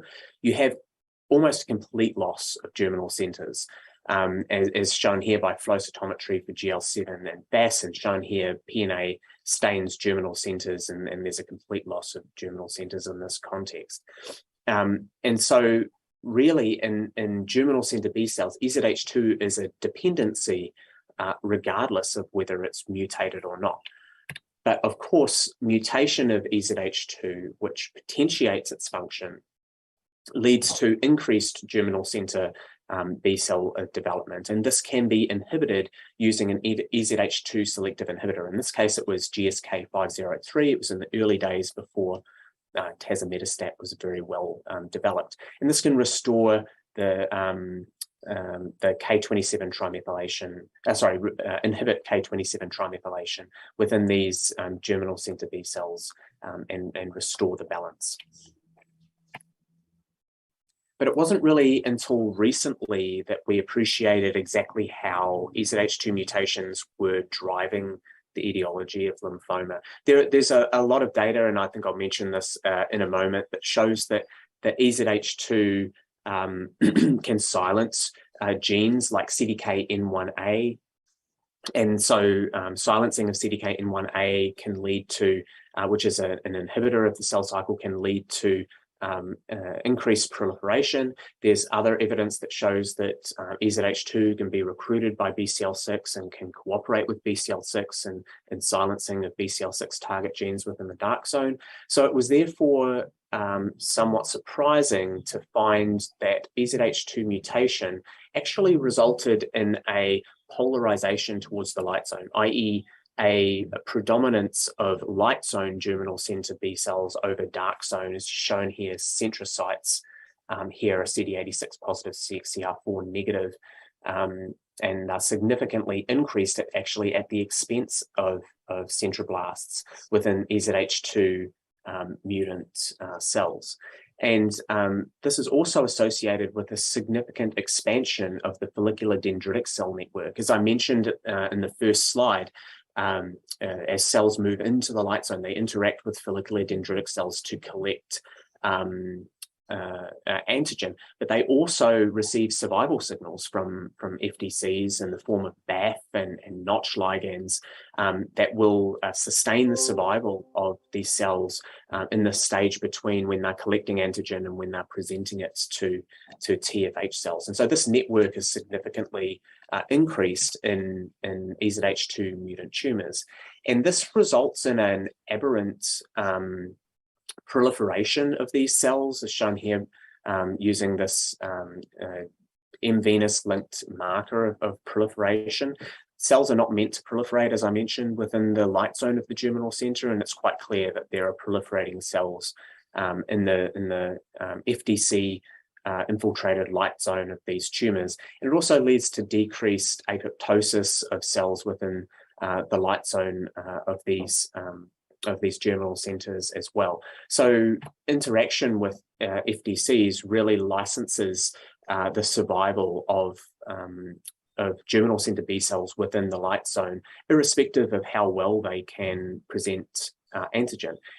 So how does this happen? Well, typically EZH2 mutations don't really lead to the aberrant addition of H3K27 at regions where you didn't previously see it. It's not something that's totally in conflict with the physiology of B cells. What happens is that EZH2 domains K27 trimethyl domains, and these are usually added as very broad domains of K27 trimethyl that suppresses large sets of genes. These domains spread, and they spread over genes that shouldn't otherwise be silenced. And some of these genes include genes that regulate interaction with T follicular helper cells. So things like MHC class 2 machinery, for example. And so with this breakdown of interaction with T follicular helper cells, and these cells becoming more dependent on follicular dendritic cell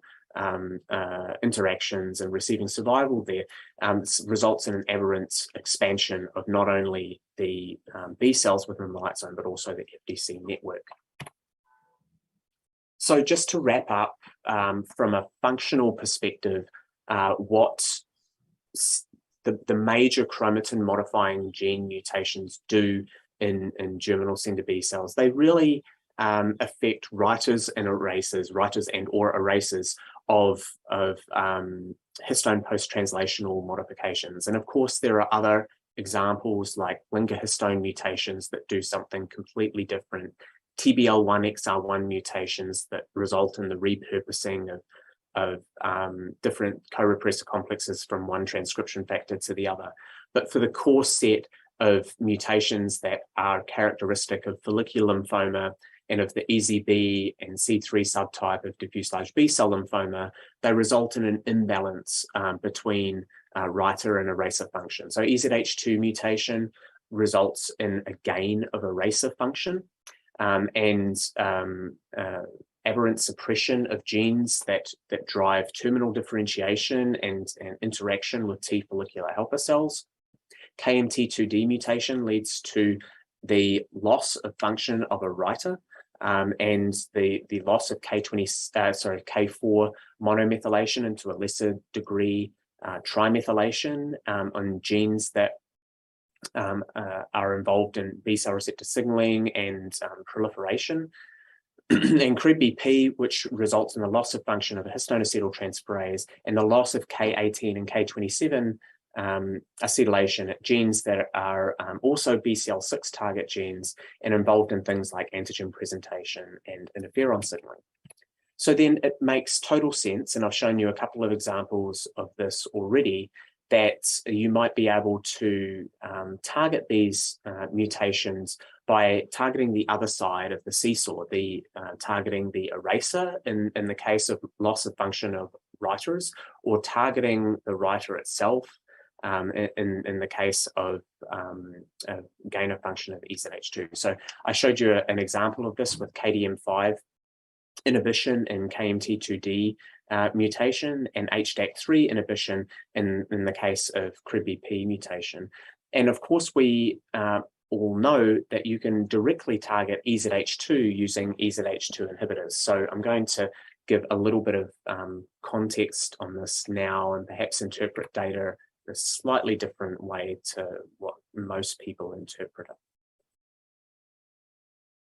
it. So the results for the activity of tazemetostat in relapsed and refractory follicular lymphoma have now resulted in FDA approval of tazemetostat in this context.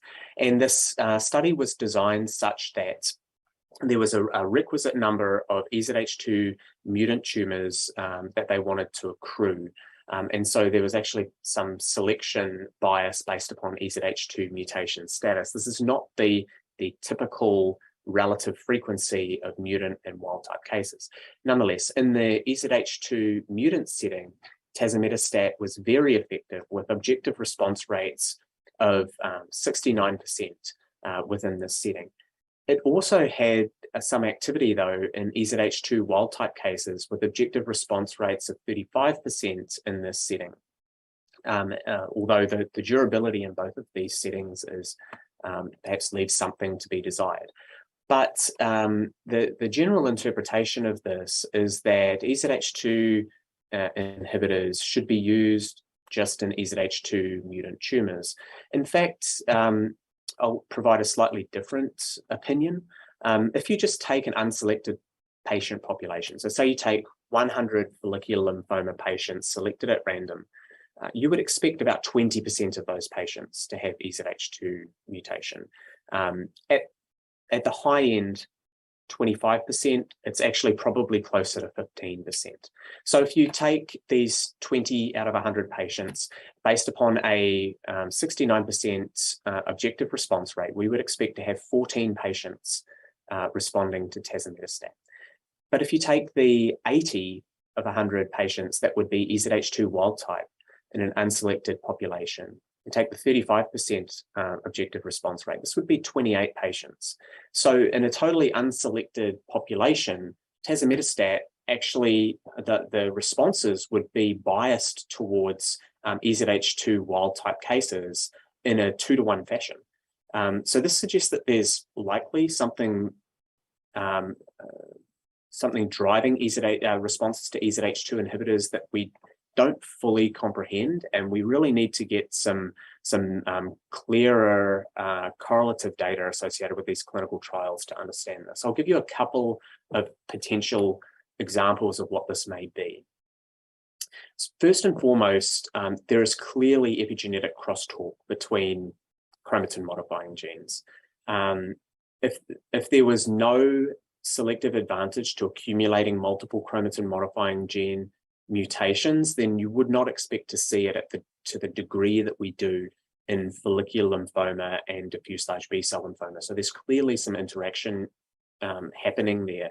And the most obvious example of this is probably between CREB-BP and EZH2, because they both add a post-translational modification to the same residue of H3, namely H3K27. This acetylation and trimethylation cannot exist on the same histone tail, and they're antagonistic marks. One's activating and one's suppressive.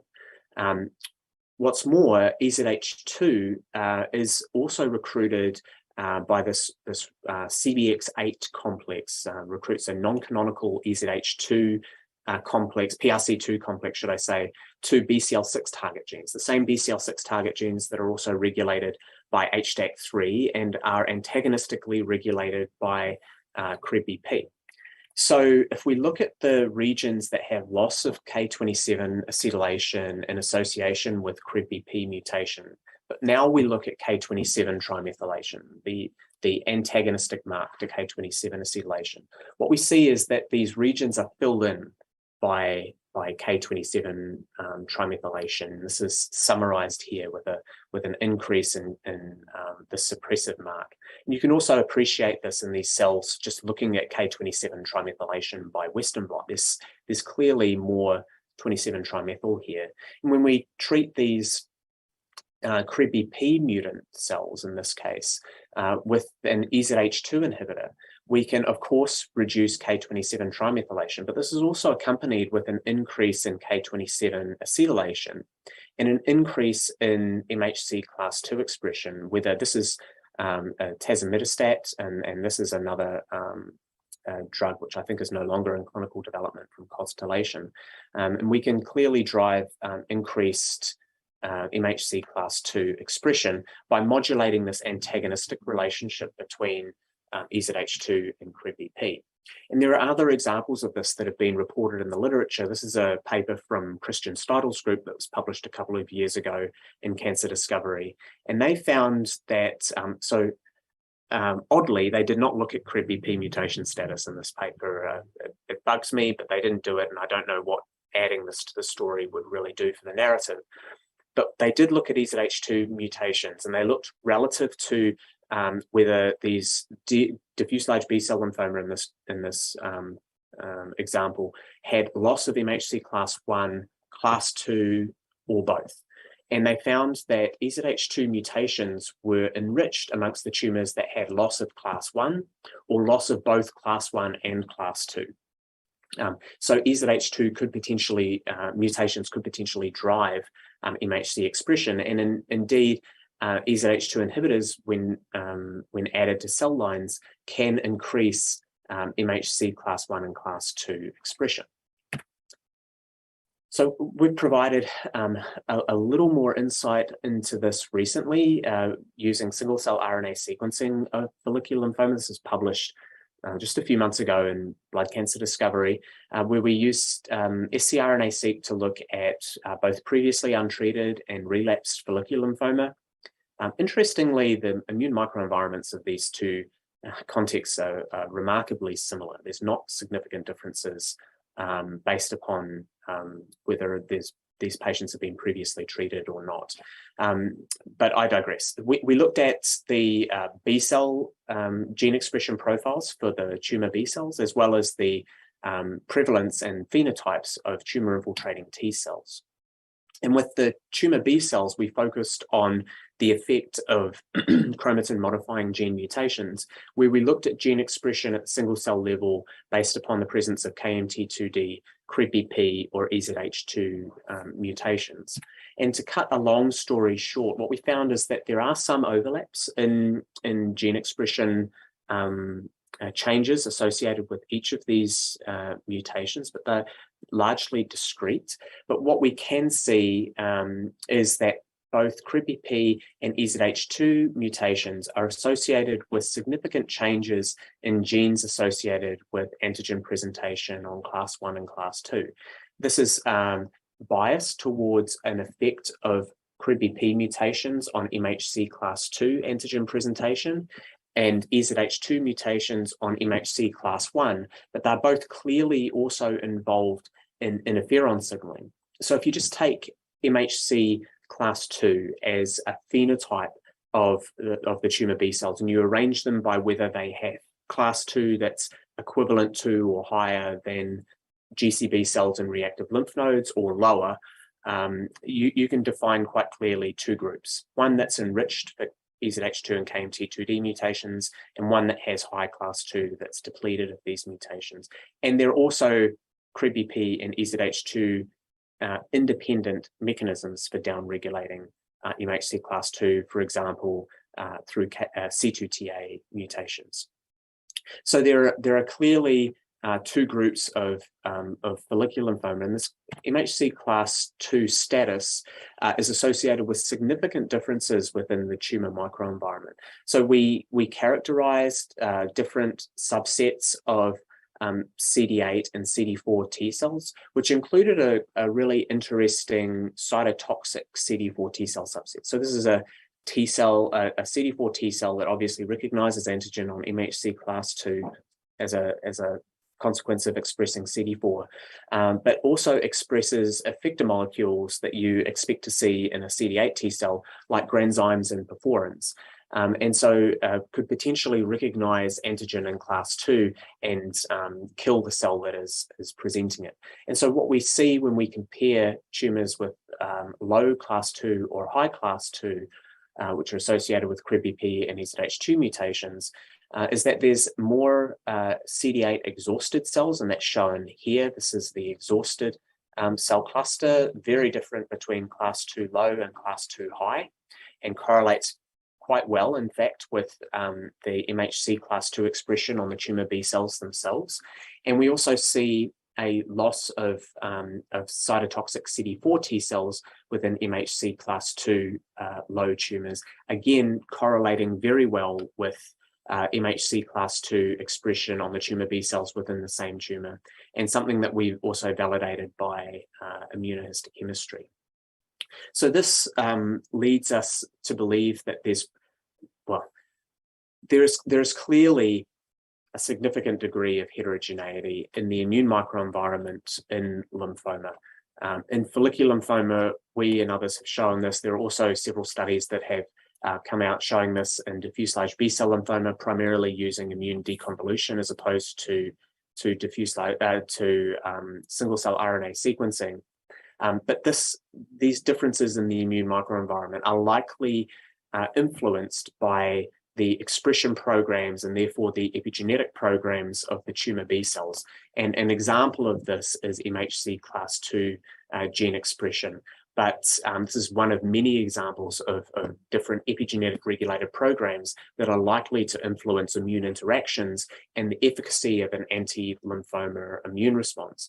And because it's these programs that we're targeting with drugs like tazemetostat or HDAC inhibitors, we need to also consider the tumor cell extrinsic effects of these players.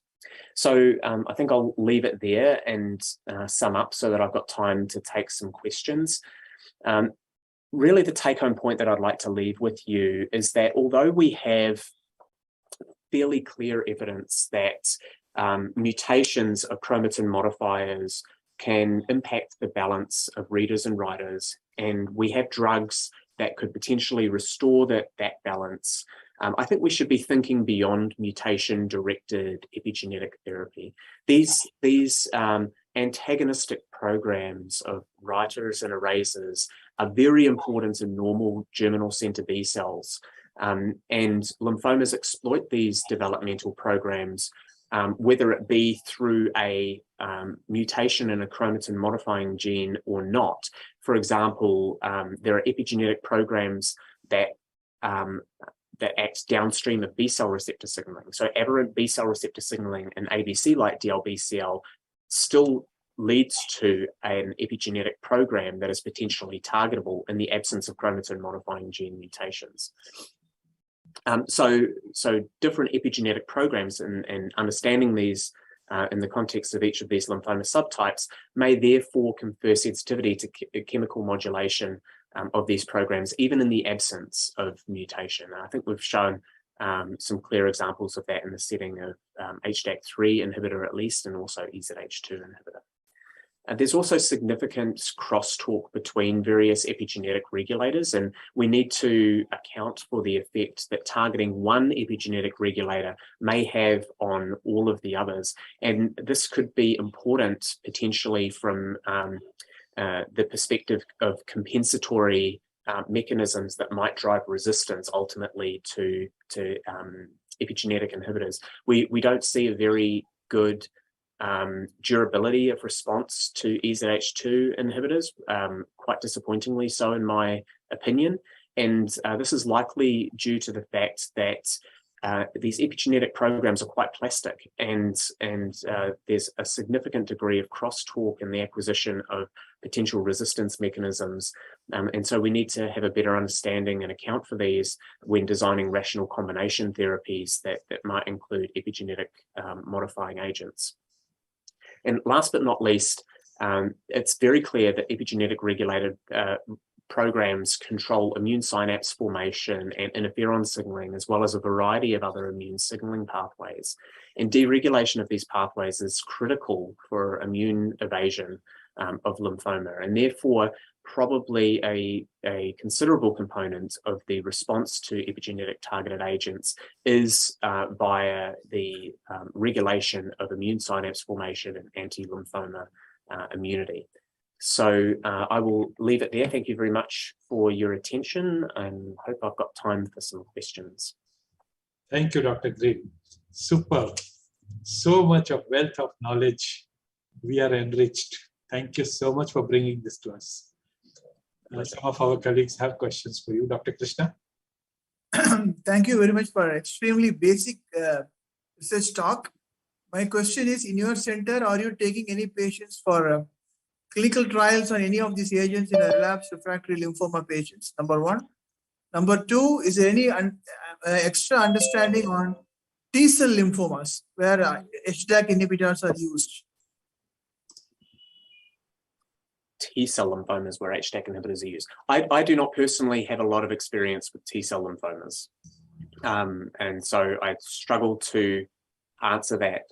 The response rates to HDAC inhibitors, though, particularly romidepsin, is pretty broad. And when you're looking at the chromatin modifying gene landscape of T-cell lymphomas, each of the different, for example, TET2 mutations are in a relatively small fraction of those tumors. And so I would not anticipate, I don't have data to speak to this, but if I were to guess, I would not anticipate that there would be a very clear relationship between the presence or absence of a mutation and response to HDAC inhibitors in T-cell lymphoma. It's very difficult to target, to investigate T-cell lymphoma, as you know, because of the rarity of the disease, but I really hope that somebody digs into this question and we get clearer answers for that. The first question, if I recall, is about whether we have clinical trials using EZH2 inhibitors at our center. We do have some of the multi-center studies open at our center. We are a group that has a very large focus on cell therapy. And so cell therapy takes up a lot of our bandwidth in terms of clinical trials and also bispecific antibodies. But we are opening some combinations based upon our preclinical data that I hope will be enrolling within the next 3 months or so, combining EZH2 inhibitor with an IMiD. So to really drive antigen presentation from the EZH2 inhibitor side of things, and then to potentiate immune synapse formation using lenalidomide. Thank you very much. Thank you. Any other question for Dr. Green?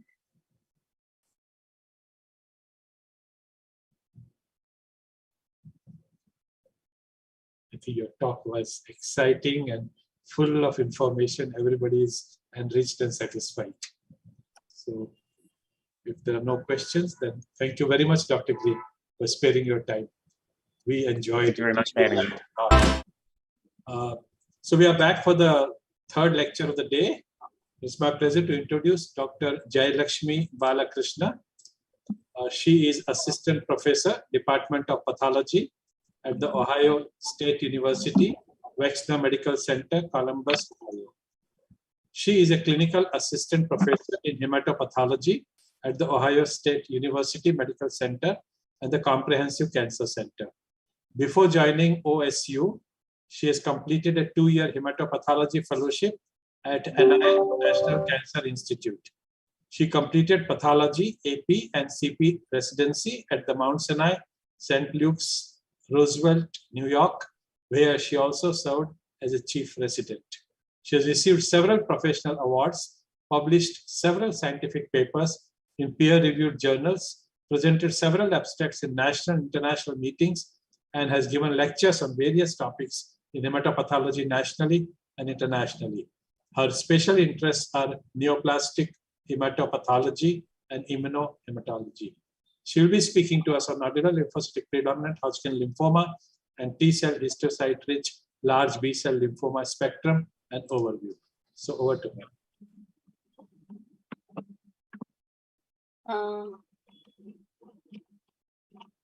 I am trying to, okay. Hi everyone. I'm just trying to share my screen and then I will. Yeah, we can see it perfect. Yeah, thank you so much. So again, hello everybody, and thank you for the kind introduction, Dr. Agarwal.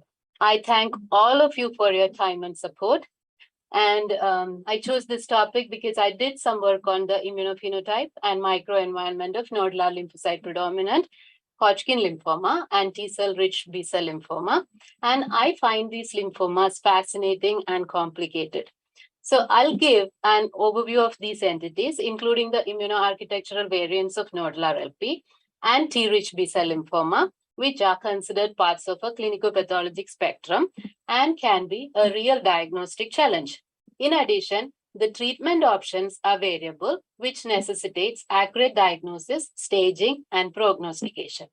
This is a very pathology-oriented presentation. As you know, I'm a hematopathologist, and I have my interest is in pathology part of lymphomas, and I hope this is helpful for the variety of audience listening to this. And I have no conflicts to disclose. In the early classification schemes, nodular LP was included under the heading of Hodgkin lymphoma. But later evidences suggested differences in biology, of which the most obvious would be that LP cells preserve and HRS cells lose the B cell program. LP cells produce immunoglobulin, which can be demonstrated by their expression of the J chain, in contrast to classic HRS cells, which lack J chain and contain polyclonal immunoglobulin in individual tumor cells.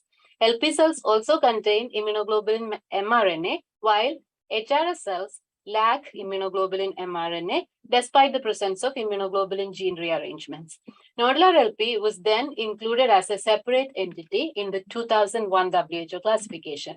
In the recently published International Consensus Classification, the proposed name is nodular lymphocyte predominant B-cell lymphoma because it behaves and biologically, it is different from Hodgkin lymphoma and more close to a B-cell lymphoma. I mean, Hodgkin is also a B-cell lymphoma, but it has biological and pathological differences from a classic non-Hodgkin B-cell lymphoma. Whereas T-cell rich B is a morphological variant. It's an aggressive B-cell lymphoma, and it's a morphological variant of diffuse large B-cell lymphoma. Nodular LP is an indolent disease with chances of local recurrences and a low rate of progression to an aggressive lymphoma, that is diffuse large B-cell lymphoma or T-cell rich B-cell lymphoma. T-cell rich B-cell lymphoma is an aggressive variant of diffuse large B-cell lymphoma, which shows higher incidence of advanced stage disease and relapses and poor response to treatment. Ever since the variant patterns of nodular LP were described, there is a growing body of evidence that the variant patterns of nodular LP are parts of an immunoarchitectural and prognostic spectrum. These variant patterns show increased incidence of recurrences and transformation to T-cell rich B-cell lymphoma requiring more aggressive therapy than classical nodular LP.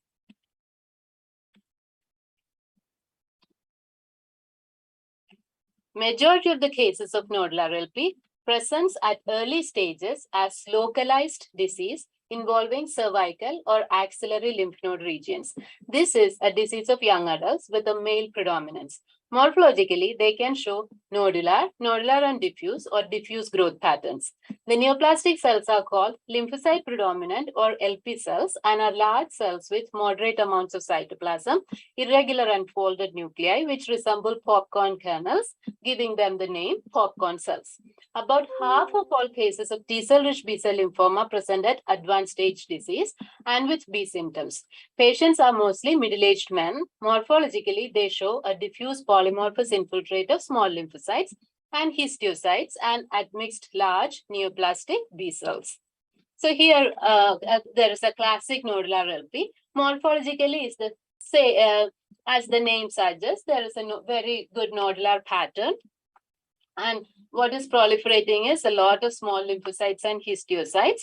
And when we look closely, there are these large neoplastic cells with the classic description, popcorn cells, which are LP cells.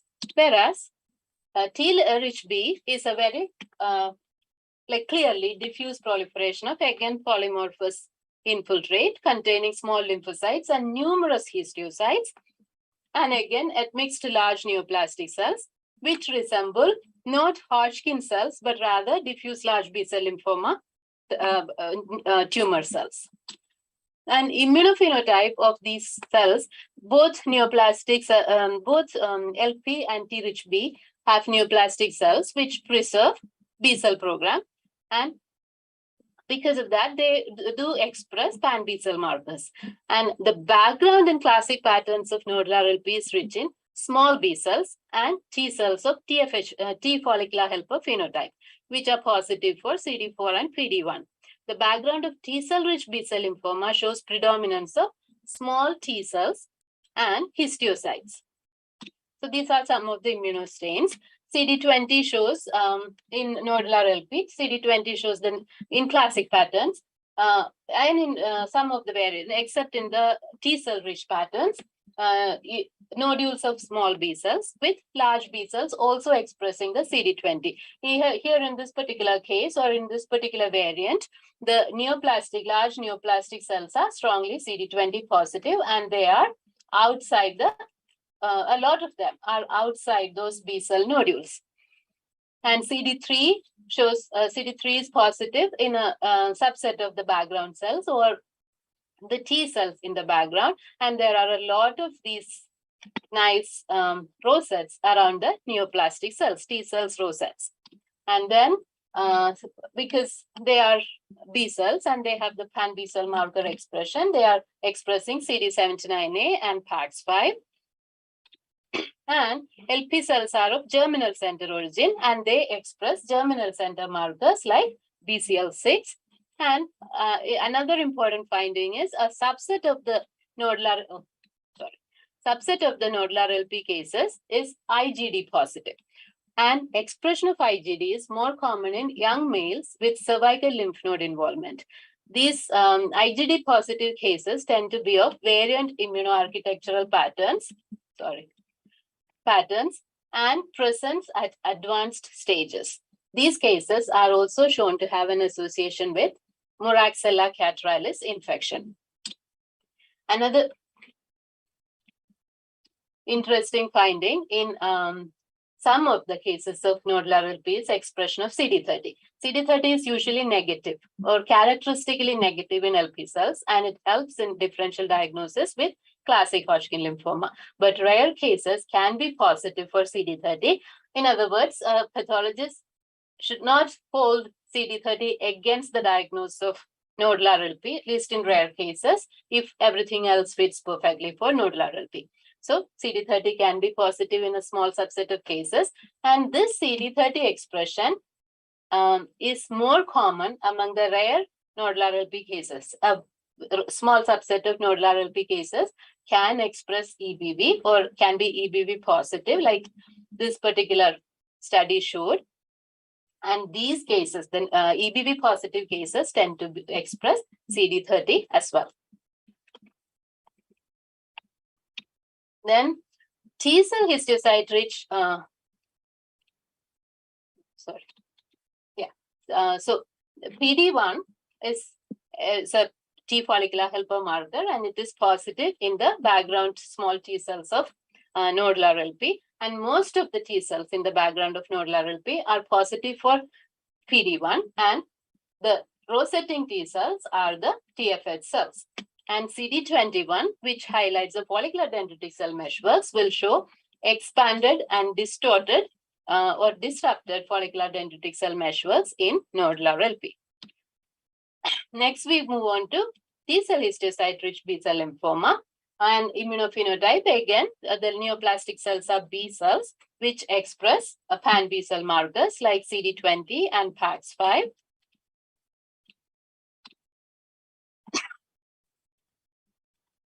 And CD79A is positive, again, another pan B-cell marker. And Ki67 is positive in most of the or all of the neoplastic cells. It is an aggressive B-cell lymphoma.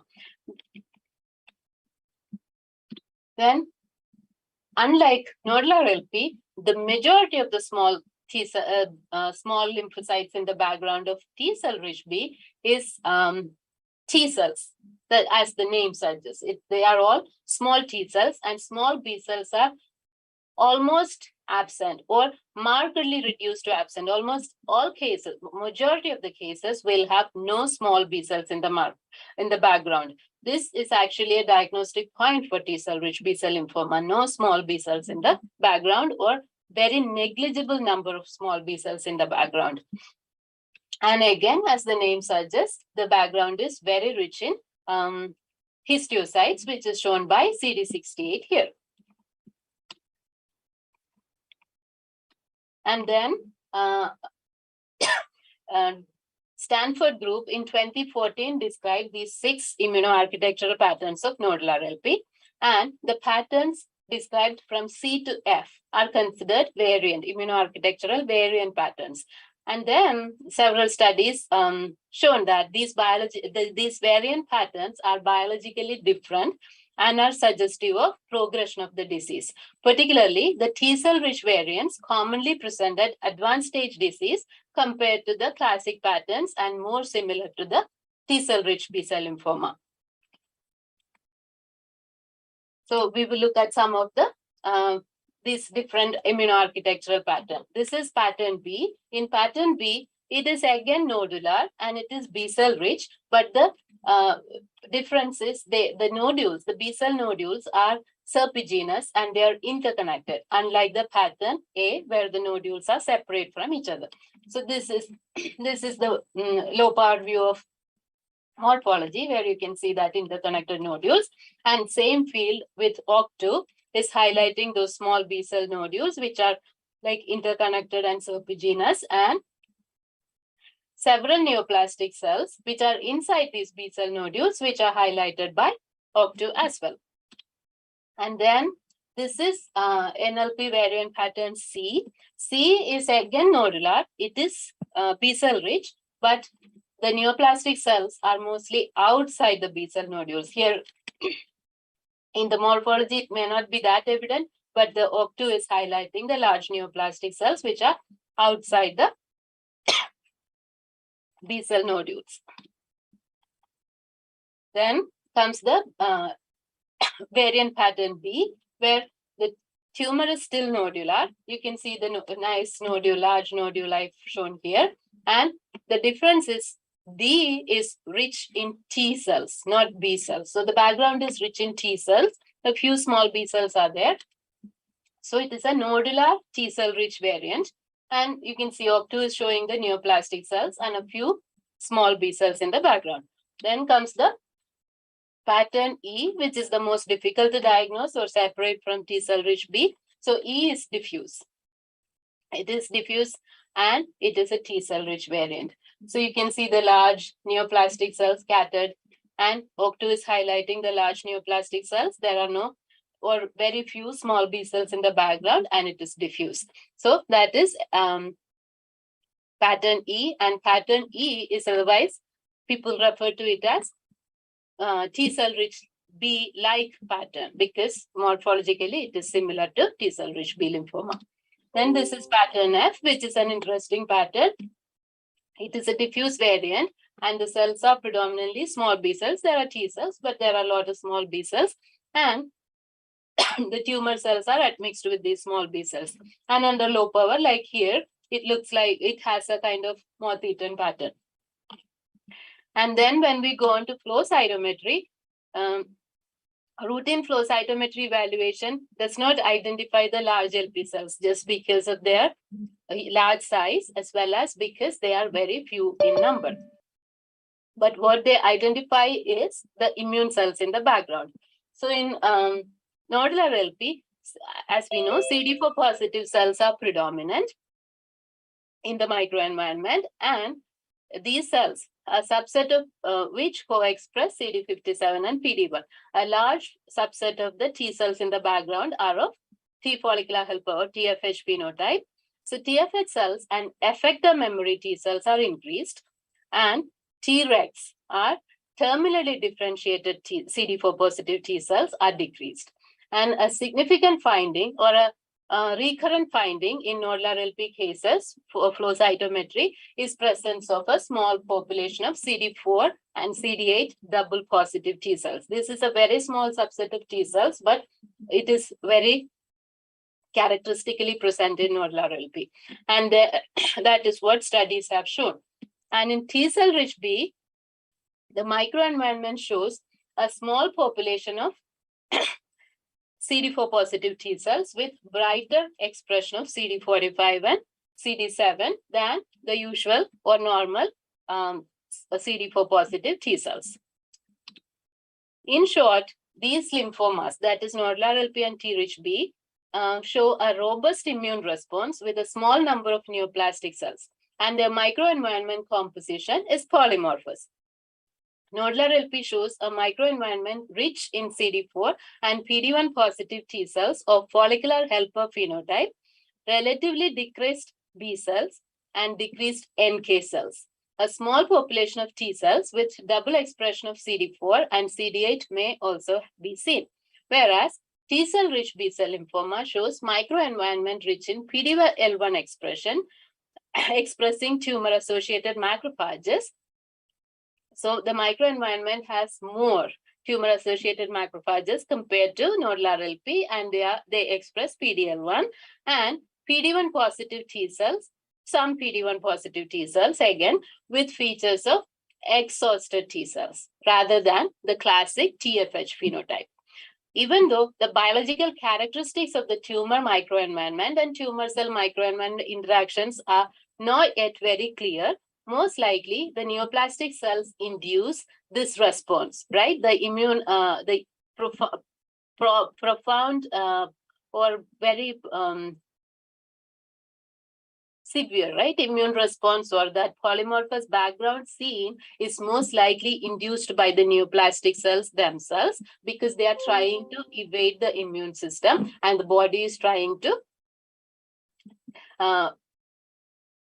thwart the tumor cells, right? Their body is trying to get the tumor cells away, and the neoplastic cells are trying to escape from the immune system. So there is a balance going on there. So, in other words, neoplastic cells are basically trying to survive. And the biological relationship between nodular LP and T cell rich B cell lymphoma is also not clearly defined. A lot of studies have been conducted and are going on, but like studies are trying to characterize genetic signatures, immune compositions, tumor cell phenotype. Everything is being studied, but the clear biological spectrum is not yet defined. So what we did was to characterize the microenvironment and assess the expression of PD-L1 in the neoplastic cells. We collected cases of nodular LP, T cell rich B cell lymphoma, and nodular LP with T-cell rich B-cell lymphoma like transformation. And cases included under this histological progression or nodular LP transformation were nodular LP with diffuse T-cell rich areas in the same biopsy, cases with nodular LP followed by overt T-cell rich B-cell lymphoma. That is in chronological order, not at the same time. And also nodular LP and T-cell rich B-cell lymphoma occurring at the same time at different sites. So these were the cases we considered were transforming. And in addition to single stains or to identify these neoplastic cells and to characterize them, we did a dual ORC2 and PD-L1 stain to differentiate the positivity of PD-L1 stain or confirm the positivity of PD-L1 stain in the neoplastic cells from positivity in the microenvironment. To characterize the cells in the microenvironment, a panel of immunohistochemical stains, including CD68, 163, clusterin, DC sign, 11C, SMA, S100, IDO, CD21, all were done. And then FISH analysis using probes spanning the PD-L1 and PD-L2 loci was also performed in a subset of cases. So these are the neoplastic cells, and this one is the nodular LP. And here ORC2 is like beautifully highlighting a LP cell, which is negative for PD-L1. See, you can, this brown is PD-L1 and red, the nuclear stain is ORC2. And you can see neoplastic cell is negative for PD-L1, but the microenvironment has cells which are expressing PD-L1, and neoplastic cell is ORC2 positive. Whereas this is a T-rich B, where tumor cells are positive for ORC2, the red is ORC2 again, and the tumor cells are also positive for PD-L1, and the tumor has PD-L1 positive stains in the background, cells in the background as well. So 27 out of 45 cases, that is 60% of cases of T-rich B were positive for PD-L1, and 7 out of 19, that is about 37% of cases of transformation in neoplastic cells. Tumor cells were positive for PD-L1, compared to only 4 out of 37 or about 11% cases of nodular LP. The difference in staining between nodular LP and T-rich B was significant. Difference between transformation and nodular LP was significant, but the difference between nodular LP transformation and T-rich B or the aggressive types were not significant. In other words, PD-L1 expression by neoplastic cells was more common in T-rich B lymphoma and variant patterns or with lymphomas with aggressive histologic features. So this is microenvironment that was about tumor cells. Now the microenvironment, as this picture we have already seen, and again the CD20 was positive. There are small B cells in the background. Neoplastic cells are positive for CD20, whereas in T-rich B, the neoplastic cells are positive, like large cells are. This is a smaller power. This is 20x, this is 40x. So that's the difference. So the large neoplastic cells are positive for CD20, whereas, and there are no small B cells in the background. When we look at a T cell marker like CD3, a subset of the small lymphocytes in the background are T cells, but whereas CD3 in T-rich B shows numerous small T cells, or the majority of the small T cells, or all of the small lymphocytes in the background are small T cells. And this is PD-1. PD-1 shows very interesting difference. So a large subset or majority of the T cells in the background of nodular LP are positive for PD-L1, a PD-1, or they are of TFH phenotype, with the rosetting T cells strongly positive for PD-1. So the rosetting cells are the TFH cells. And whereas in T-rich B, there are T cells which are PD-1 positive, but compare the results, right? This one has a small subset of T cells positive, as well as it has a like a variation in intensity, a very few cases, very variable intensity staining, not uniform and strong like this. So that was the difference between T-rich B and NLP with PD-1 staining.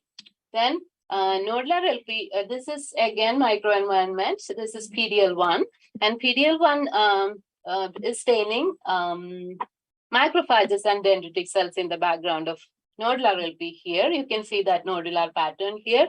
And these PDL1 expressing cells in the microenvironment are clustering around these tumor cell nodules or neoplastic nodules. And and when we look at them under high power, they were around the T cell rosettes, not directly around the neoplastic cells. So neoplastic cell, a T cell rosette, and then around that, the PDL1 positive supporting cells. Whereas in T-rich B, like here, there were numerous PDL1 positive cells in the background, and they were diffusely arranged, and they were in close proximity to and also T-rich B doesn't have a lot of T rosettes, so they were distributed like diffusely and around the tumor cells. And these are other markers for the supporting or microenvironment cells. So histiocytes positive for CD68 and CD163, and dendritic cells expressing IDO and S100 were markedly increased and diffuse in the T-rich B, with the lower panel is T-rich B, and they were less in number compared to that in nodular LP. Then fish analysis. Fish analysis was done using break apart probes for PDL1 and PDL2 loci, and a subset of cases, not all the cases. And here the image shows the two PDL1 and PDL2 loci, the probes used. And this one is a normal cell, right? Here, 2 aqua signals and 2 fusion signals. There is no gene rearrangement. The 2 genes are, or 2 probes are still together. So this is how a normal cell should look like. And then, when we look at neoplastic or the tumors, PDL1 and PDL2 amplification, that is amplification was diagnosed when the average copy number per cell was equal to or more than 6, and it was present in 5 out of 27, all cases, all subtypes tested. And PDL1 and PDL2 copy number gain, that is average copy number per cell, 3 to 5, was present in 8 out of 27 cases tested, and rearrangement of PDL1 and PDL2 loci was present in 11 out of 27 cases. So this, this is a nodular LP and this is a T-rich B. So you can see there is polysomy, that is aqua signal. Here there are, how many? 6 aqua. 6 aqua signals and 7 fusion signals, right? The orange signals and 1 separate green signal. So there are polysomy of the chromosome 9, copy number gain of this, as well as rearrangement here. And this is T-rich B. Again, there is polysomy, right? There are 6 aqua signals again, 7 aqua signals here, 7 aqua signals and fusion signals, as well as rearranged red signal. So, so this has all the these 2 cases have all the cytogenetic, chromosomal abnormality. And then, so the results by fish, sorry. So T-rich B here, look at this gray bar is the rearrangement. T-rich B had more cases, more occurrence of PDL1 or PDL2 loci rearrangement, but this difference between these other was not statistically significant. When we look at like this, it has more cases, but when we do Pearson correlation or something, they were not statistically significant. If we do more cases, there might be difference. So to summarize, 22 out of the 27 cases tested, all the cases showed abnormalities in the PDL1 or PDL2 loci in the form of amplification, copy number gain, or rearrangement of the PDL1 or PDL2 foci. And 6 of these 22 cases had both rearrangement and amplification of the locus. Of the 22 cases with PDL1 or PDL2 locus abnormalities, 11 cases showed positivity by immunohistochemistry, PDL1 positivity. So that means they didn't really correlate the immunohistochemistry or the protein expression and the genetic change did not really correlate well. And a lot of cases of T-rich B or T-rich B had higher, even though statistically not significant, higher incidence of rearrangement of the site. And to summarize the study, the microenvironment of T-rich B is more complex, like we have seen, and indicates a more effective immune evasion mechanism by the neoplastic cells. Nodular LP microenvironment is rich in T cells expressing strong PD-1 consistent with T follicular helper phenotype. T cell rich B microenvironment is rich in PDL1 positive antigen presenting cells and shows variable number of T cells expressing PD-1 at variable staining intensity consistent with exhausted T cells. And expression of PDL1 by tumor cells correlates with aggressive tumor type. And PDL1, PDL2 copy gain, amplification, and rearrangements are present in the majority of the tumors, regardless of the subcategory. And T-rich B, again, was not statistically significant, but still showed higher incidence of PDL1, PDL2 rearrangements. Then, so that was our observation from the study. And let's go back to the overview of this lymphoma. So molecular genetic signature confirms that nodular LP are of germinal center B cell origin. That is, they show somatically mutated variable gene rearrangements and intraclonal diversity based on somatic mutations. So they are of germinal center B cell origin, and both T-rich B and nodular LP show recurrent mutations, or more commonly mutated in both these tumor types are these genes, JUN-B, DUST2, SGK1, SOX1, and CREBBP2. Again, this finding supports the theory that these are parts of the same spectrum of tumors. In addition, number of genomic aberrations are higher or are found to be higher in T-rich B and T-rich B-like variants of nodular LP, suggesting variant patterns are again the other end of the spectrum, or the progression of nodular LP. In other words, when they become aggressive, they are gaining more and more genetic changes. And cytogenetic studies show genomic imbalances, including gain of XQ, 4Q, XP, and 18Q, and loss of 17P in both, again suggesting they are biologically similar. And in nodular LP, a recurrent genetic change is partial gain of 4Q. So several studies have been done on genetics of these tumors.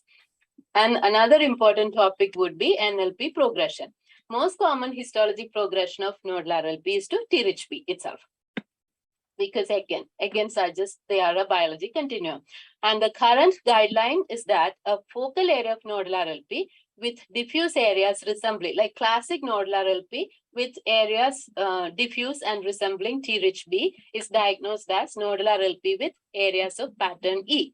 But a recurrence of nodular LP with a purely diffuse patterns. In other words, patient had nodular LP and now there is a recurrence and it looks like T-rich B, then it is T-rich B-like transformation of nodular LP. But based on histology alone, it is generally not possible to distinguish with certainty between de novo T cell rich B and transformation from nodular LP to T-rich B. For clinical decision making, for this reason, we need to consider the advanced clinical stage, such as bone marrow or spleen involvement, and presence of B symptoms. So these should be, or the staging and symptomatology should be the most relevant factor which decides therapeutic decision making.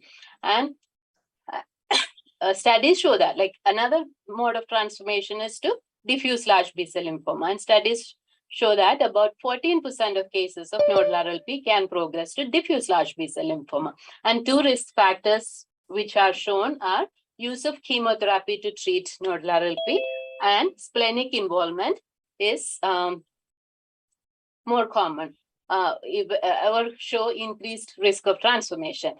5-year overall survival in these transformed diffuse large B-cell lymphoma cases is estimated to be 76%. The most frequently used regimens for the treatment of transformation are those of de novo diffuse large B-cell lymphoma, like R-CHOP or CHOP. And this is a case I have recently seen. I thought I'll show you because it's very interesting. So this patient presented with a single cervical lymph node, young male, single cervical lymph node, no B symptoms. In other words, very low stage, like indolent presentation. But the biopsy showed, this is a low power, very low power view. You can from here see the clusters of neoplastic cells. Unlike the usual classic nodal RLP, where there are these scattered neoplastic cells, these were these definite large clusters of neoplastic cells. And under high power, you can see that they are big clusters, but the morphology of individual tumor cells is classic popcorn cells, right? They look like popcorn kernels. So this was a case. And then we do stains, of course, and we can see CD20. You can see those large cells. The clusters are really nicely highlighted by CD20 as well. Big clusters of CD20 are seen. And when we do CD3, there are this T cells in the background, which are forming rosettes as well. So it has all features of, I did all the whole panel of stains and confirmed, but still it has features of nodal RLP. So what do we do in this case, right? It is very low stage disease. Patient is fine. But only thing is we are seeing, this doesn't meet the criteria to call something diffuse large B-cell lymphoma. And it is not definitely T-rich B-cell lymphoma. So everything fits with nodal RLP except for the tumor cells making clusters. So some studies have shown that presence of clustering or large number of LP cells are associated with an increased risk of progression to diffuse large B-cell lymphoma. So in this particular patient, what I had suggested is to have a close follow-up or close monitoring to assess development of disease progression. And right now, consider it as a nodal RLP, because with this findings, we cannot call it anything aggressive, as well as the patient clinically is not having any aggressive symptoms.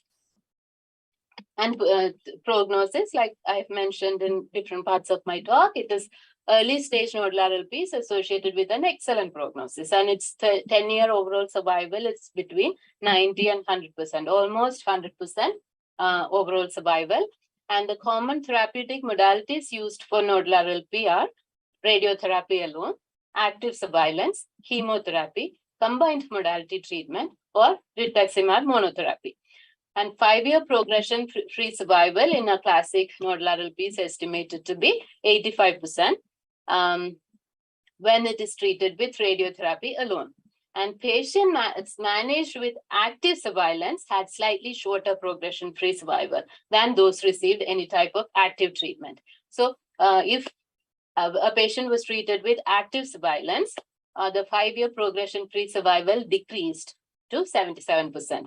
And other studies also have shown that radiation alone or radiotherapy and chemotherapy combined are associated with improved survival compared to no upfront therapy. And current NCCN guideline, that is National Comprehensive Cancer Network guideline, is that involved site radiation therapy alone, that is preferred, or careful observation only in highly selected patients is appropriate treatment for stages 1A and 2A of classic nodal RLP with combined modality therapy, that is radio and chemotherapy, for patients with early stage bulky disease and patients with B symptoms. And about 20 to 25% of cases of nodal RLP can present at advanced stage disease. That is like Ann Arbor stages of 3 and 4. So about a quarter of nodal RLP can be at a higher stage at presentation too. And treatment for the advanced stage diseases are usually diffuse large B-cell lymphoma regimes. This is what is proven to be it. Some people use Hodgkin lymphoma regimes for nodal RLP, but follow-up studies have shown that, or clinical trials have shown that diffuse large B-cell, like R-CHOP or CHOP regimes are better for, have better response. And T-rich-B is an aggressive lymphoma with poor overall survival than the other one. It's like 5-year overall is about 66%. And it is treated like diffuse. It is a diffuse large B-cell lymphoma. It is treated like diffuse large B-cell lymphoma. To conclude, nodal RLP and T-rich-B are parts of a biology continuum. Now we know that. They are the same group of disease, not Hodgkin lymphoma. And there are prognostic differences between the two ends of the spectrum. So, and also which determines therapeutic options. So it is very important to diagnose them correctly and identify the variant patterns of nodal RLP. So this is Ella. She's my dog. And this is a monarch butterfly in my garden. And thank you so much again for your attention. And I'll be happy to answer any questions you have. Thank you so much. That was fantastic and a Thank little you. new concept. We were not so crystal clear about all this, which you made it very clear today. So our colleagues are here. You have questions?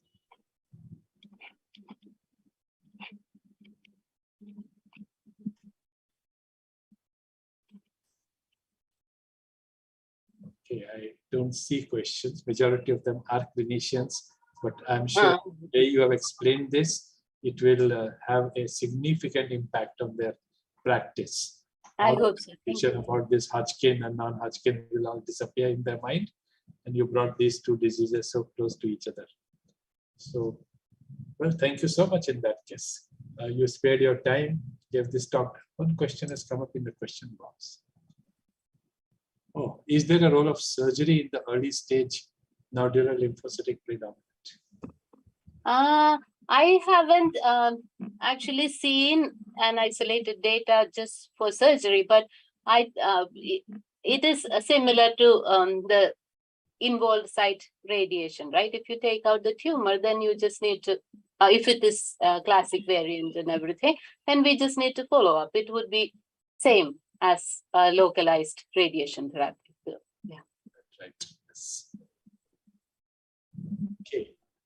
Any other question, please? All right. Then thank you very much. Thank you. Thank you. I enjoyed listening to you, and I'm sure at some opportunity we'll meet in India or US. Yes, I would really like to do that. And thanks to all of you. We join again tomorrow at 6:30. Bye-bye. Good night.